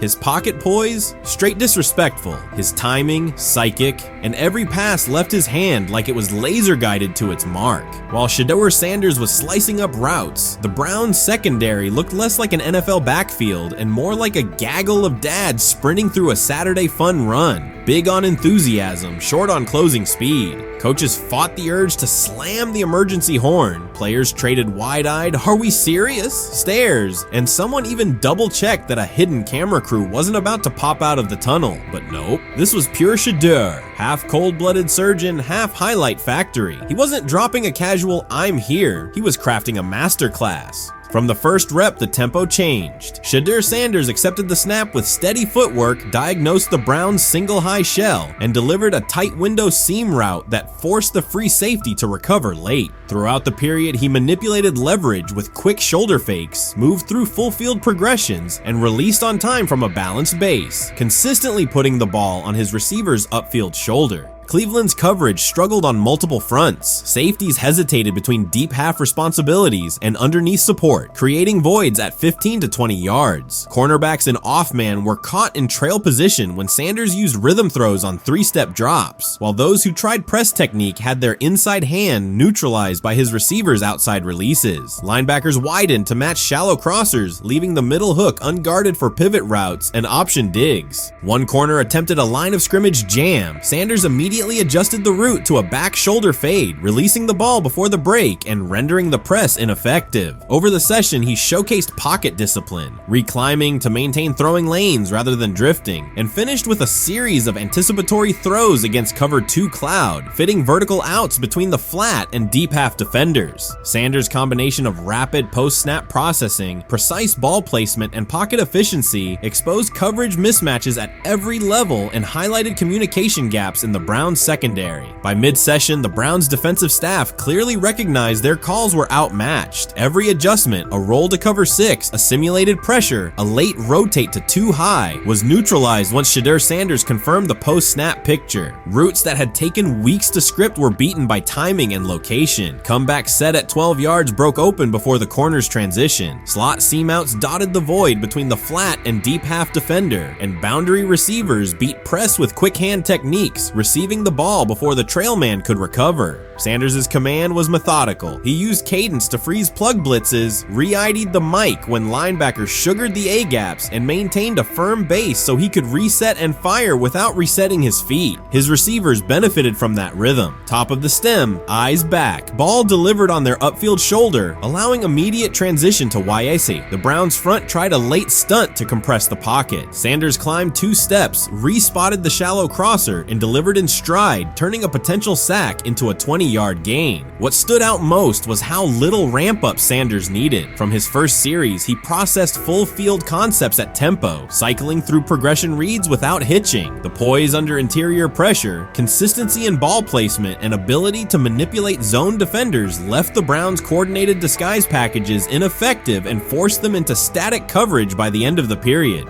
In short, Sanders' efficient mechanics, rapid processing, and anticipatory accuracy rendered Cleveland's defensive game plan ineffective at every level, from pre-snap disguise to post-snap spacing. Imagine there's many people that think Dylan Gabriel's a better quarterback than Shedeur Sanders. I don't care where they were drafted. And if the Browns are the one team that thinks that, then I'm going to suspect it's not true. They don't know what. Listen, I've been on every quarterback evaluation for 30 years. Right. I never root against anybody. Yeah. But I'd be surprised if Dylan Gabriel's ever a legitimate starting quarterback for the Cleveland Browns. I'd be surprised. I just don't think. Well, then it is a wasted pick because you took him in the top 100. Yeah, but potentially. Yeah.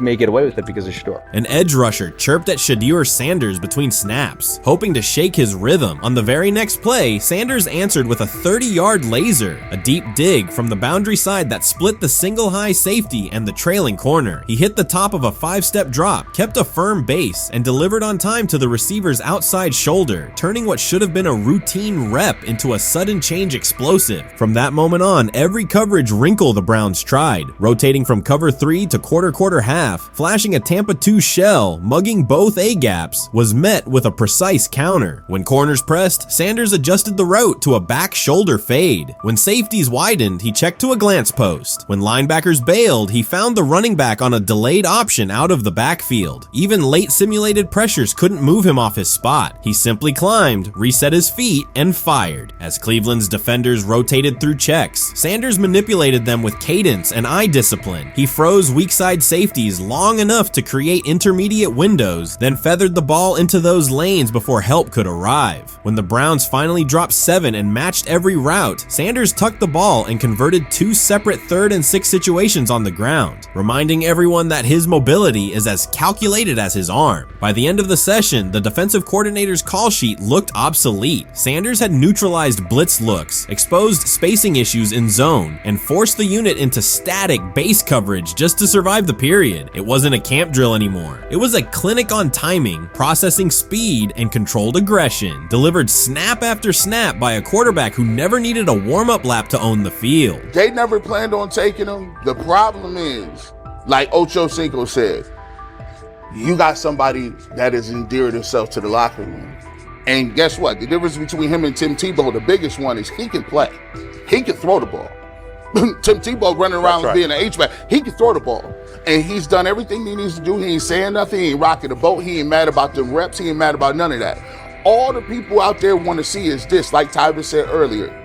We want to see what he can do with Jerry Jeudy. That's it. I want to see what he can do with David Njoku. I want to see him with Junkins. I want to see him with the first running backs. If you are cooking, if you are beating down the doors with the 3s and 4s, guess what?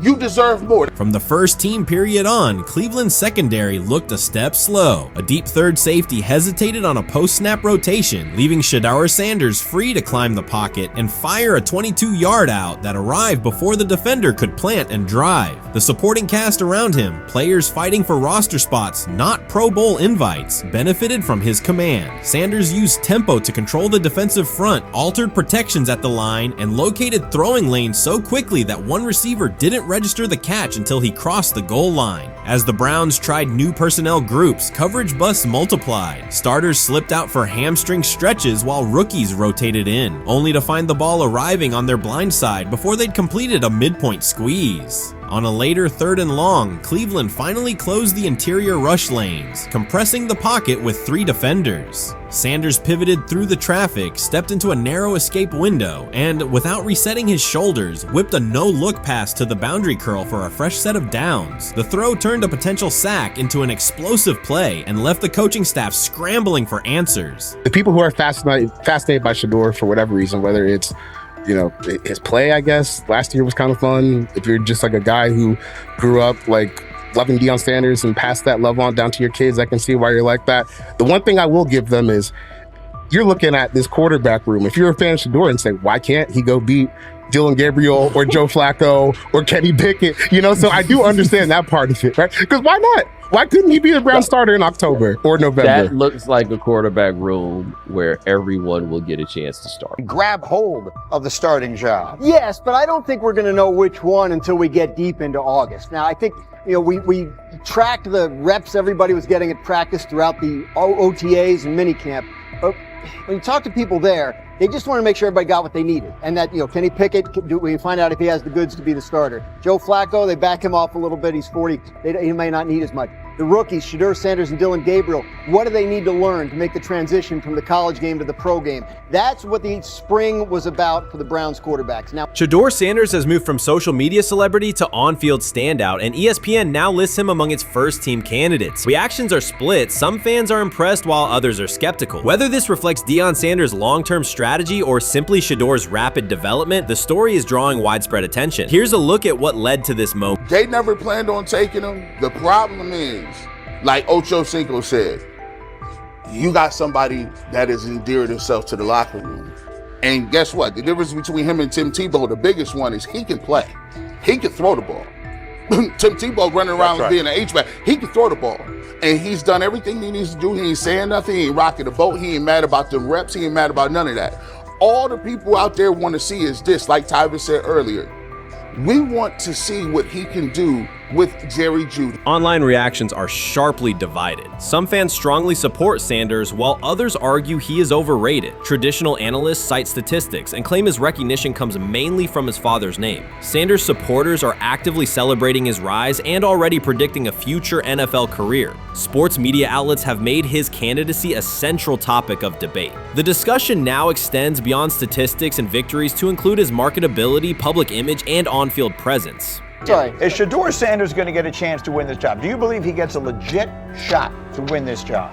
Listen, I think, first of all, the action's going to really start in training camp. Like, forget all the OTA stuff. You don't win a job in OTA. The real action starts in training camp. And just like Shedeur said, during the mini camp, when it's time to take your reps, you got to make the most of it. Because I think early on, there's going to be a lot. Remember, Joe Flacco didn't hardly practice in OTAs and mini camps because they were giving the young guys. Right. So when he gets his opportunity, he's going to have to make the most of it. Analysts are closely reviewing game footage to evaluate Sanders' decisions and mechanics, while others examine his social media activity to see how he balances content creation with quarterback duty. Shedeur Sanders' placement on ESPN's early first-team list has taken over the college football conversation. Supporters circulate his highlights and argue that his on-field production and leadership justify the honor. Skeptics claim the recognition relies too heavily on his family name and question whether his resume is strong enough for first-team status. Analysts are rewatching game footage to assess his reads, accuracy, and pocket presence, while others examine how he balances a high-profile social media presence with quarterback responsibilities. The debate has pushed other storylines, such as conference realignment and NIL issues, into the background, leaving fans and commentators focused on Sanders' performance, marketability, and overall impact on the sport. I'll keep saying it. I believe Shedeur Sanders should play more games than any other quarterback on this roster this year, because he's the only guy that I look at and say they might have something here. Because I'm telling you right now, they left night one of the draft saying we are taking our quarterback next year. So it's on Shedeur or Dylan or Kenny, probably not Joe, to change their mind. To change their mind. But you got to find out. You gotta find out. Opinions differ on whether Sanders is benefiting from his family name or simply showing real progress, but the attention is undeniable. Social media is flooded with edited images elevating him to legendary status. Critics argue the first-team nod is driven by hype and marketability, while supporters point to his flashes of strong arm talent, field vision, and decision-making. Regardless of motive, the announcement has dominated the football news cycle and intensified debate over how much of his rise is performance-based versus media-driven.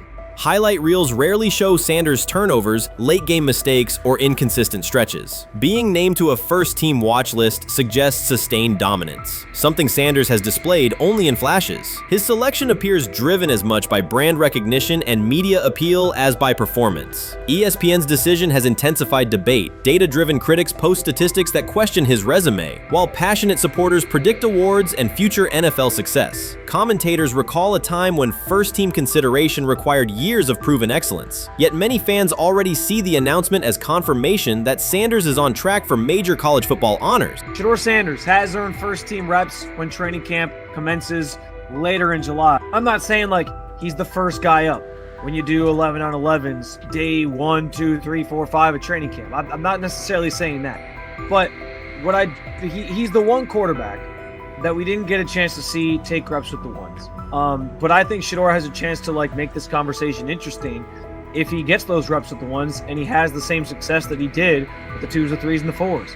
I have confidence he can show you something, but I got to see it. We all got to see it before we can actually judge that. Some believe Deion Sanders is already preparing for an award ceremony, while others are furious, threatening to protest ESPN's credibility over Shedeur's first-team mention. Critics argue that honoring Sanders without a full season of elite play undermines college football standards. Supporters insist his performance and profile justify the recognition. The debate reflects a broader clash between traditional merit-based evaluation and modern brand-driven visibility. In today's landscape, first-team consideration is no longer only about statistics. It also involves marketability and audience engagement. Whether welcomed or rejected, Sanders commands attention and embodies the sport's shift toward both performance and personal brand.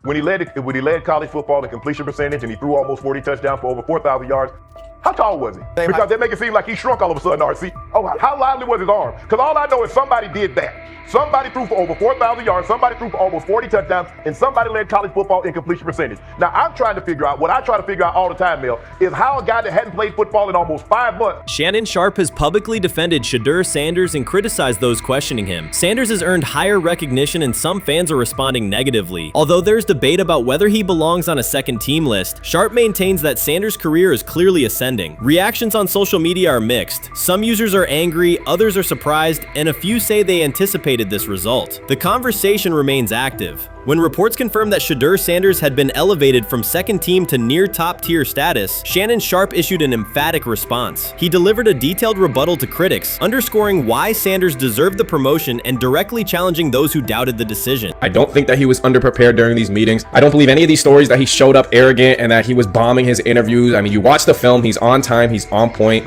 You watch his interviews, he answers like a 10-year NFL veteran. Like, he's clearly dominating OTAs. It's every single day there's a new report of how well he's doing for the Browns in OTAs. And I mean, you can say what you want, it's just OTAs. Okay, if that's your new narrative, then he's doing exactly what he needs to be doing. He's on point, he's on time, he's getting the respect of his teammates, and he's making plays. So we're gonna see years down the line, something's gonna come out that I don't know what exactly it was, but something will come out. Critics have been waiting for an opportunity to dismiss Sanders. They labeled him overrated, accused him of benefiting from nepotism, and claimed his profile came only from his last name and polished image. Within their own echo chamber, they cited every game in which he fell short of huge passing numbers as validation of their doubts. Since Sanders has begun receiving formal recognition, criticism has escalated. A wave of self-appointed analysts is dissecting his throwing mechanics and team role, and many online commentators now argue that his promotion reflects deeper problems within the sport. Shannon Sharpe rejected each criticism directed at Shedeur Sanders. During the broadcast, he turned a routine segment into a detailed examination, acting as presenter, interrogator, and fact-checker. Sharpe walked viewers through game film, season statistics, and scouting reports to show why Sanders merited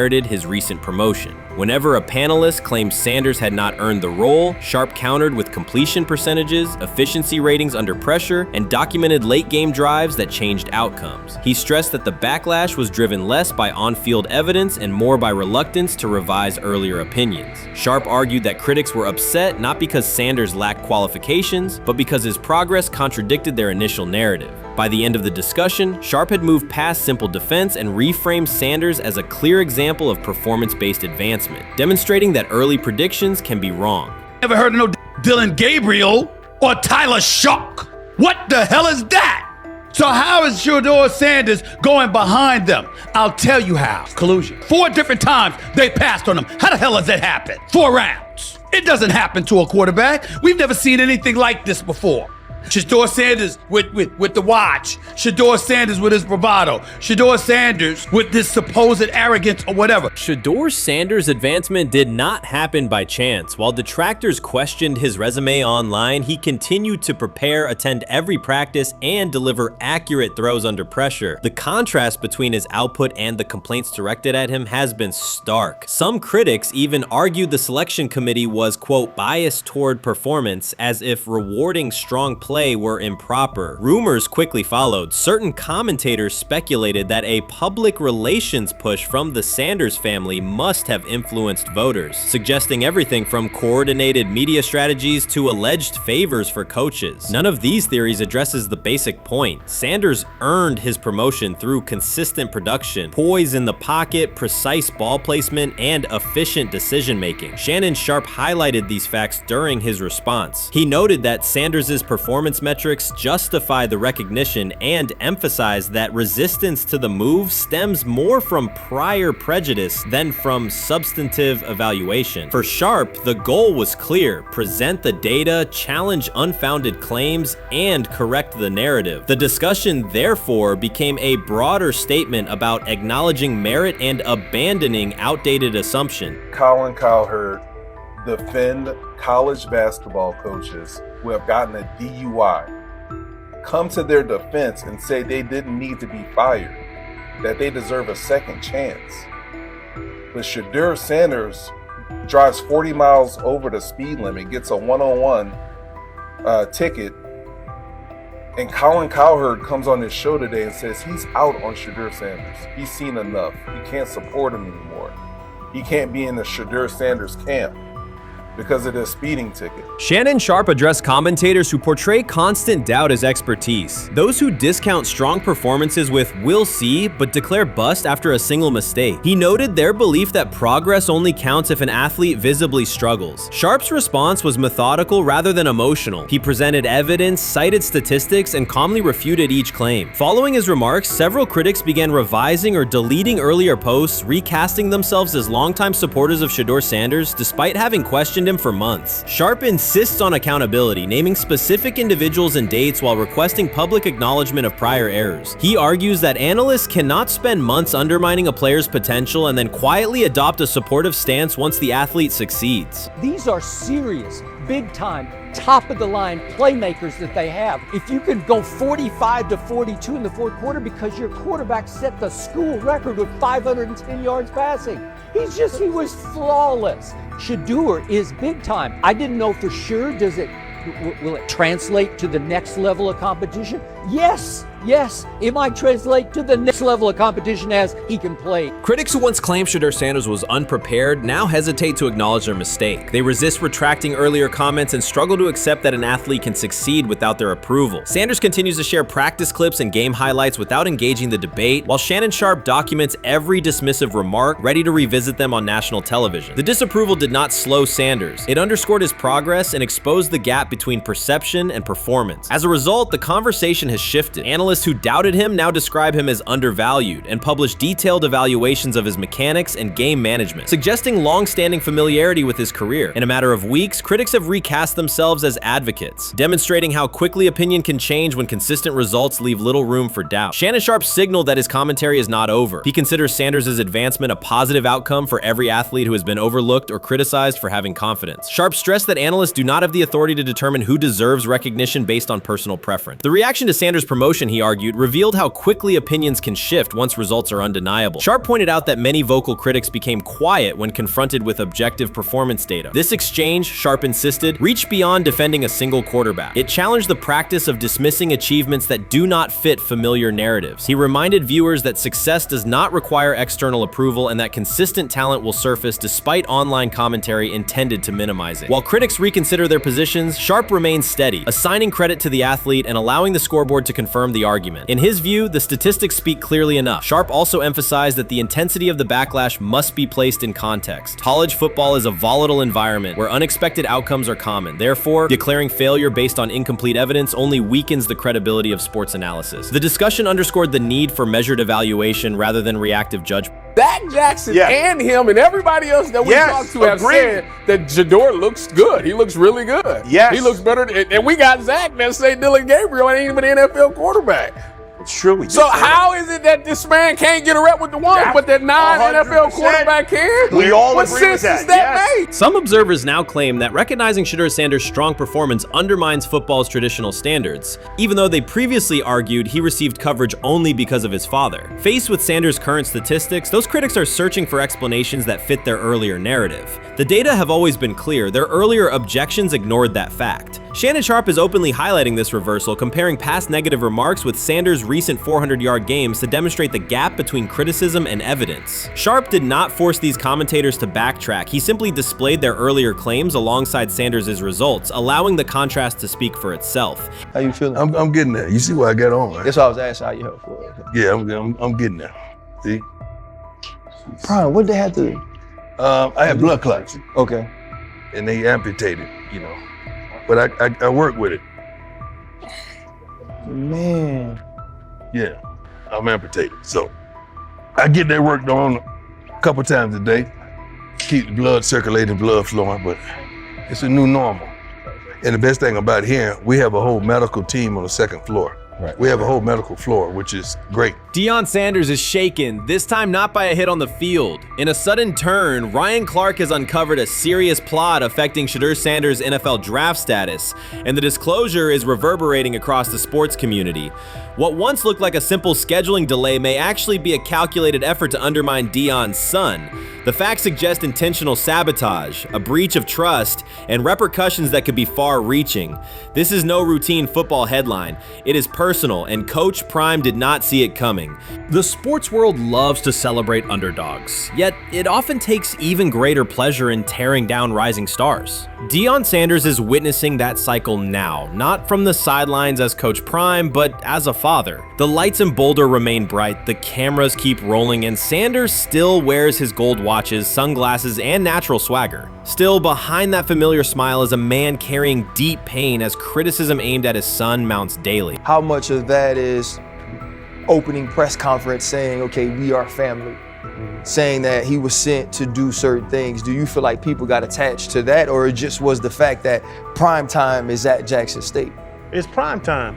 If my son plays cornerback, I want him to be around, in my opinion, the best cornerback ever to touch the field. That's right.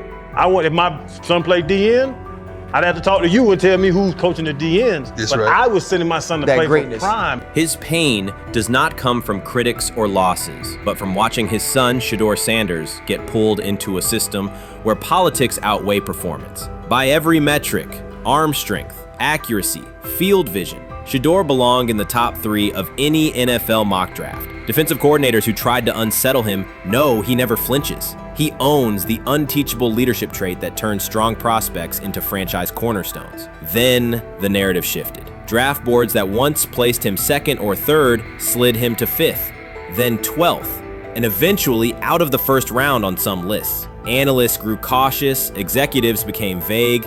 The statistics stayed strong, and the game film still proved his ability, yet the buzz evaporated. The abrupt silence felt deliberate and wrong. Former NFL safety and respected analyst Ryan Clark then delivered an unfiltered disclosure, not on a scheduled TV segment, but in an unscripted comment. He stated plainly that influential figures inside the league were not overlooking Shedeur Sanders. They were actively holding him back.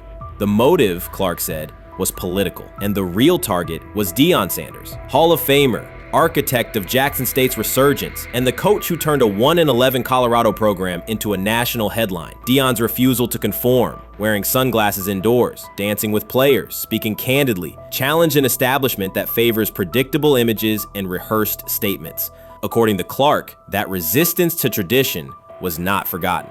When Shedeur displayed the same mix of talent and confidence, concern spread through front offices and media circles. Questions about leadership style and attitude surfaced. Coded language for discomfort with a quarterback who mirrors his outspoken father. Clark's point was clear.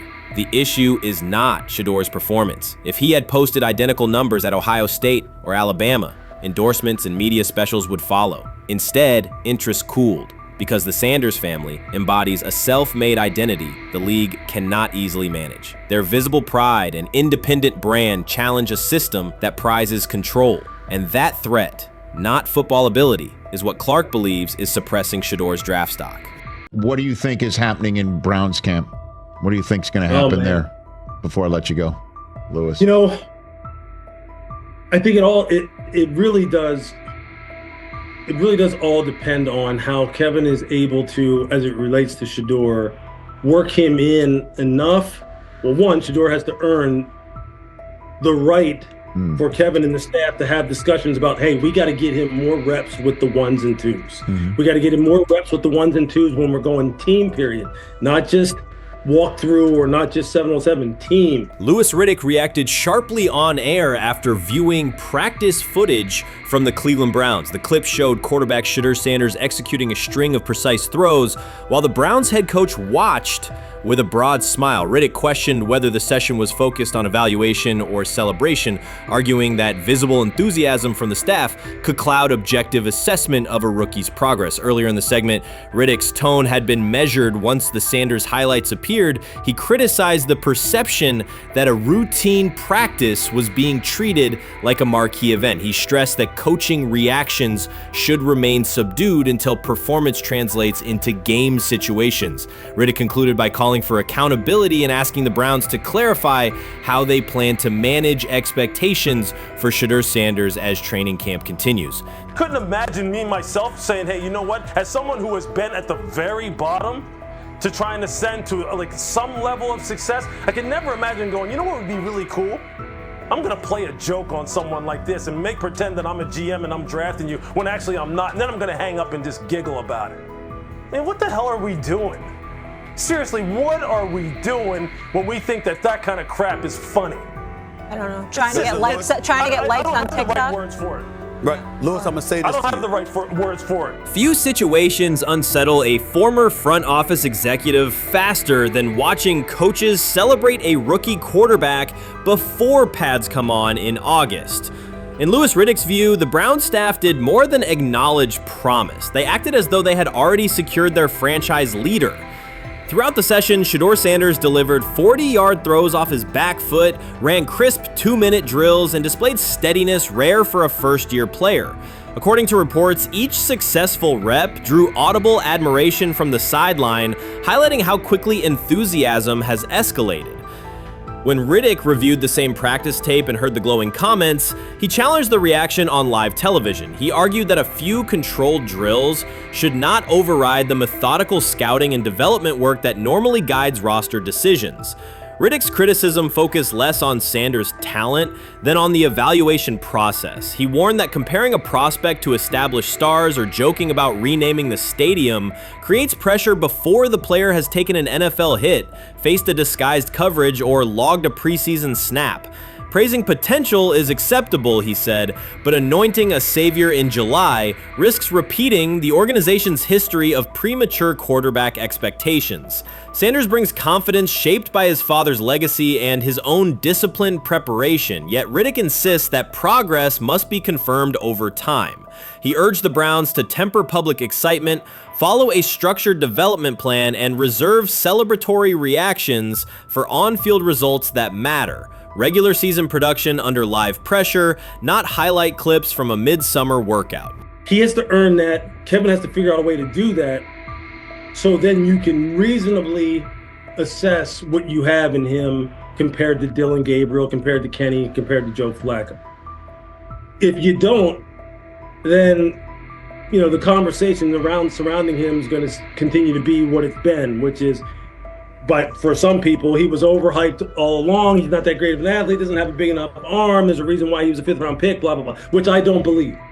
I believe if he is given enough reps, earns enough reps, and then is given enough reps in meaningful situations, he can throw the ball just as good as Joe, if not better, just as good as Kenny, if not better, just as good as Dillon Gabriel. After more than 2 decades in personnel and broadcast analysis, Louis Riddick was dismayed to see a franchise bypass basic evaluation standards after only a series of eye-catching minicamp throws. Reviewing practice footage from Cleveland, he observed Shedeur Sanders drilling 40-yard passes against uncovered receivers and running 2-minute sequences with poise. In Riddick's view, those reps, conducted without pads, contact, or a disguised rush, show arm talent but reveal little about how a rookie handles game pressure. Riddick said the Browns' reaction drifted from objective assessment to outright admiration. Multiple reports indicated coaches were sketching new concepts for Sanders during dinner and referring to dedicated Shedeur packages well before a padded practice. Even the veterans in the quarterback room showed no visible alarm, a sign that staff excitement had already reset the internal depth chart conversation. The analyst emphasized that his concern is not Sanders' skill set. He acknowledged the quarterback's arm strength,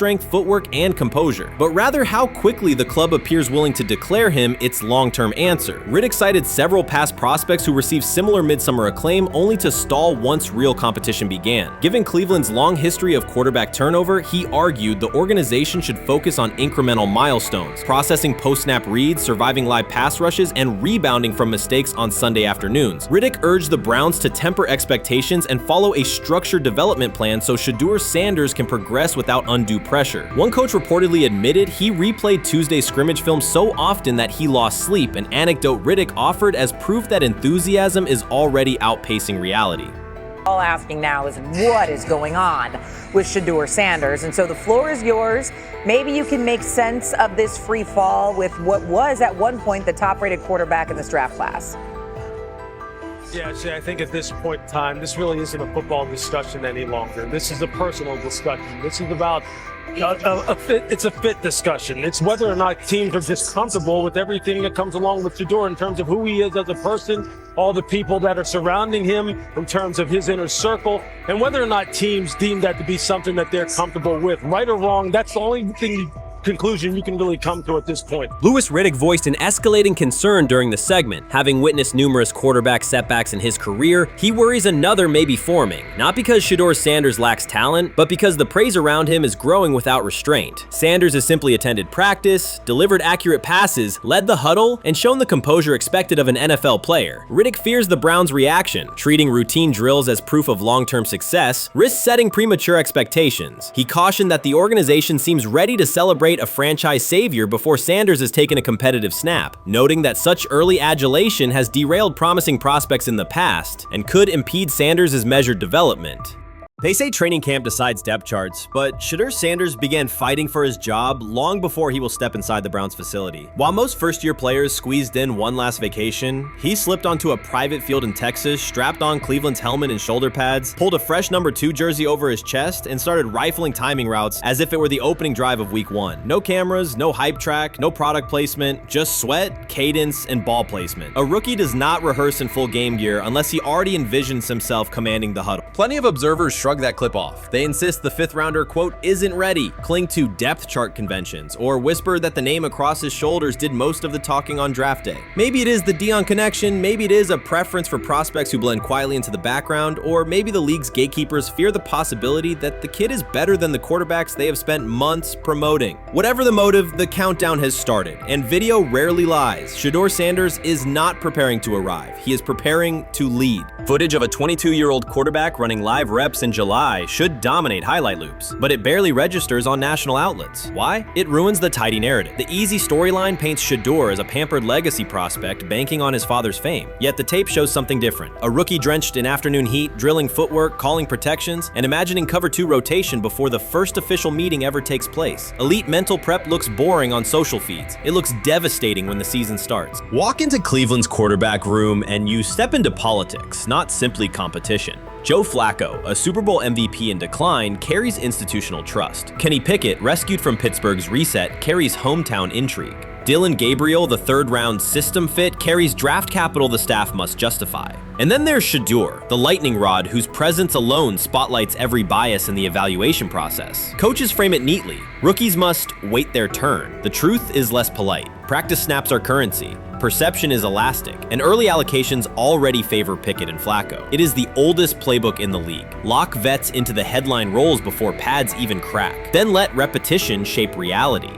Sanders refuses to cooperate. He is not a 4th-string camp arm. He has engineered game-winning drives under national scrutiny, operated against live blitz looks most prospects never face, and more than any quarterback in the room, documented his own off-season obsession. No social media rollout, no brand consultant, just pads, cleats, and an unlit practice field. If his last name were Smith, pundits would label him the sleeper of camp. Instead, politics trails every throw. Training camp rotations expose organizational intent. Beat writer Fred Greetham already reports that Pickett and Flacco will open with first-team reps when veterans report July 23rd. Gabriel grabs the developmental snaps, leaving Sanders the leftovers. That isn't performance-based, it's narrative-safe. Gabriel doesn't threaten hierarchy, Sanders bends gravity. Watch the details. Does Shedeur steal 11-on-11 snaps with the 2s? Does he run red zone installs or 2-minute drills? If he does, coaches are admitting he is forcing his way in. If he doesn't, they are postponing the inevitable. Either way, the private field reps have sharpened his timing and condensed his release. He is not hoping for an opportunity, he is prepared to seize one the instant it appears. Cleveland's joint practices amplify that tension. First come live periods against the Panthers, then sessions with the champion Eagles. Those reps belong to the starters, so Flacco and Pickett will absorb most of Carolina's disguised pressure and Philadelphia's exotic fronts. Sanders' proving ground will be the preseason opener on August 8th. Under the stadium lights, he will get entire series, real reads, pockets collapsing for real. If his command mirrors the footage from Texas, coaches will have to answer why he never saw earlier work.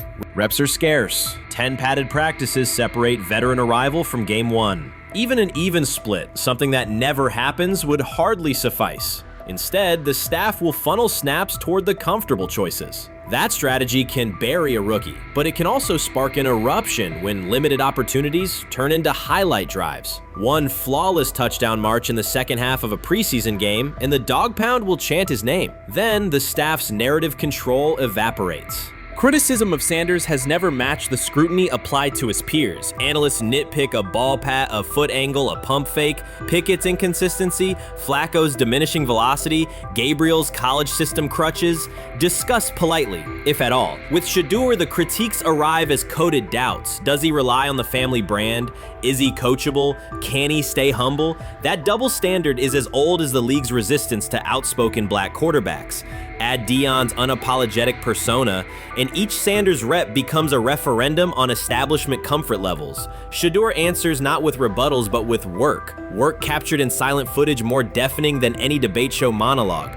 quarterback drama masks broader roster cracks. The Browns receiver group is crowded yet unproven. The safety room failed to create turnovers a year ago. Interior defensive linemen are still rehabbing, and the offensive line must retool on the fly. Which quarterback can navigate that turbulence? Flacco's pocket mobility is limited. Pickett's confidence remains fragile. Gabriel is months away from processing NFL disguises. Sanders, forged by perpetual doubt, offers poise under chaos and meticulous preparation, a combination this franchise has lacked since, well, almost forever. Forget politics, depth chart etiquette, and recycled sound bites about developmental timelines. The only metric that counts now is who did the work. Sanders pounding through full gear scripts in late June is not vanity, it's vision. While the league sleeps, he refines his drop steps. While media speculate, he rehearses third down checks. He has already decided what he is. The organization must decide if it can recognize it in time. The preseason will provide the answer. Live bullets, real blitzes, stadium noise. When those throws leave his hand under pressure, no one will discuss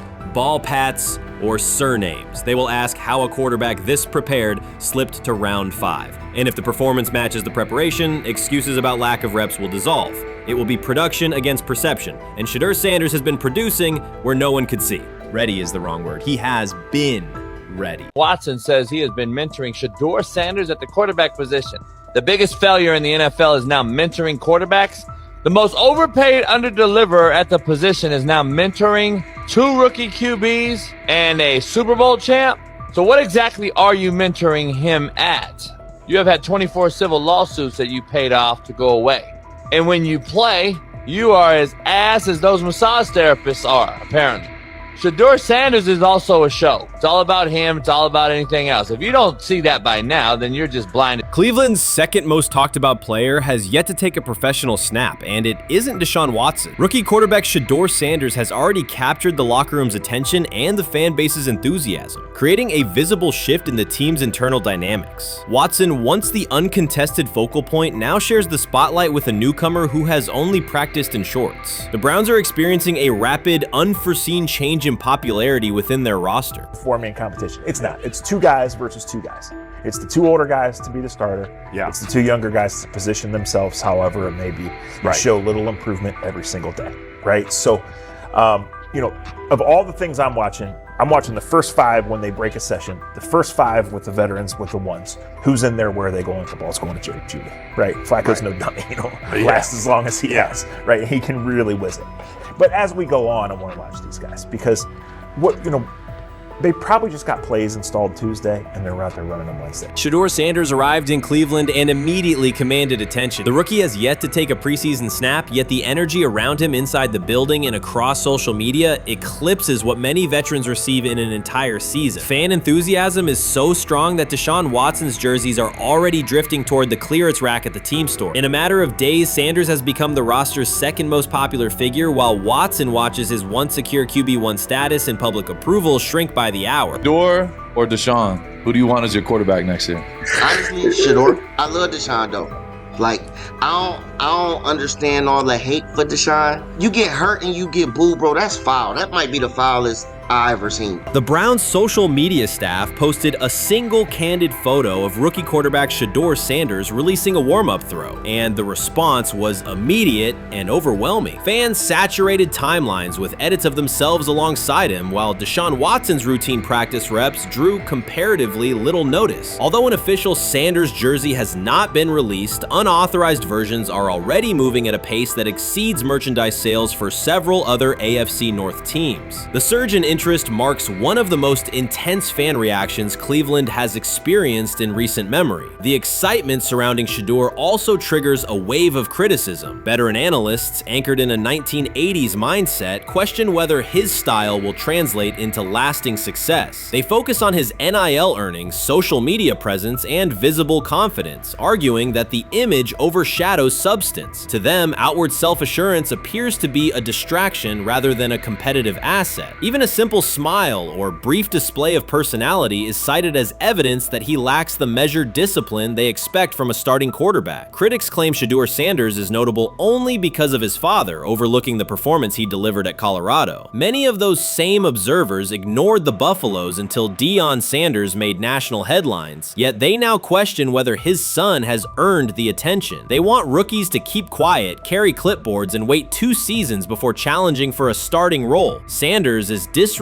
that script from the moment he arrived. His presence has already turned Cleveland's quarterback discussion into a genuine 2-man competition before a single preseason snap. Deshaun Watson maintains publicly that the situation does not concern him, but it is hard to believe the pressure is not real. A fully guaranteed contract protects his paycheck, not his standing in the locker room. Sanders, meanwhile, is translating charisma and early momentum into tangible influence with teammates, coaches, and fans, reshaping expectations for who will lead the Browns on opening day. I'm a firm believer. If I wanted Shedeur Sanders at 2, at worst at 33, of course I already think that he's better than other quarterbacks. Because that's the type of talent, that's where I would have picked him at.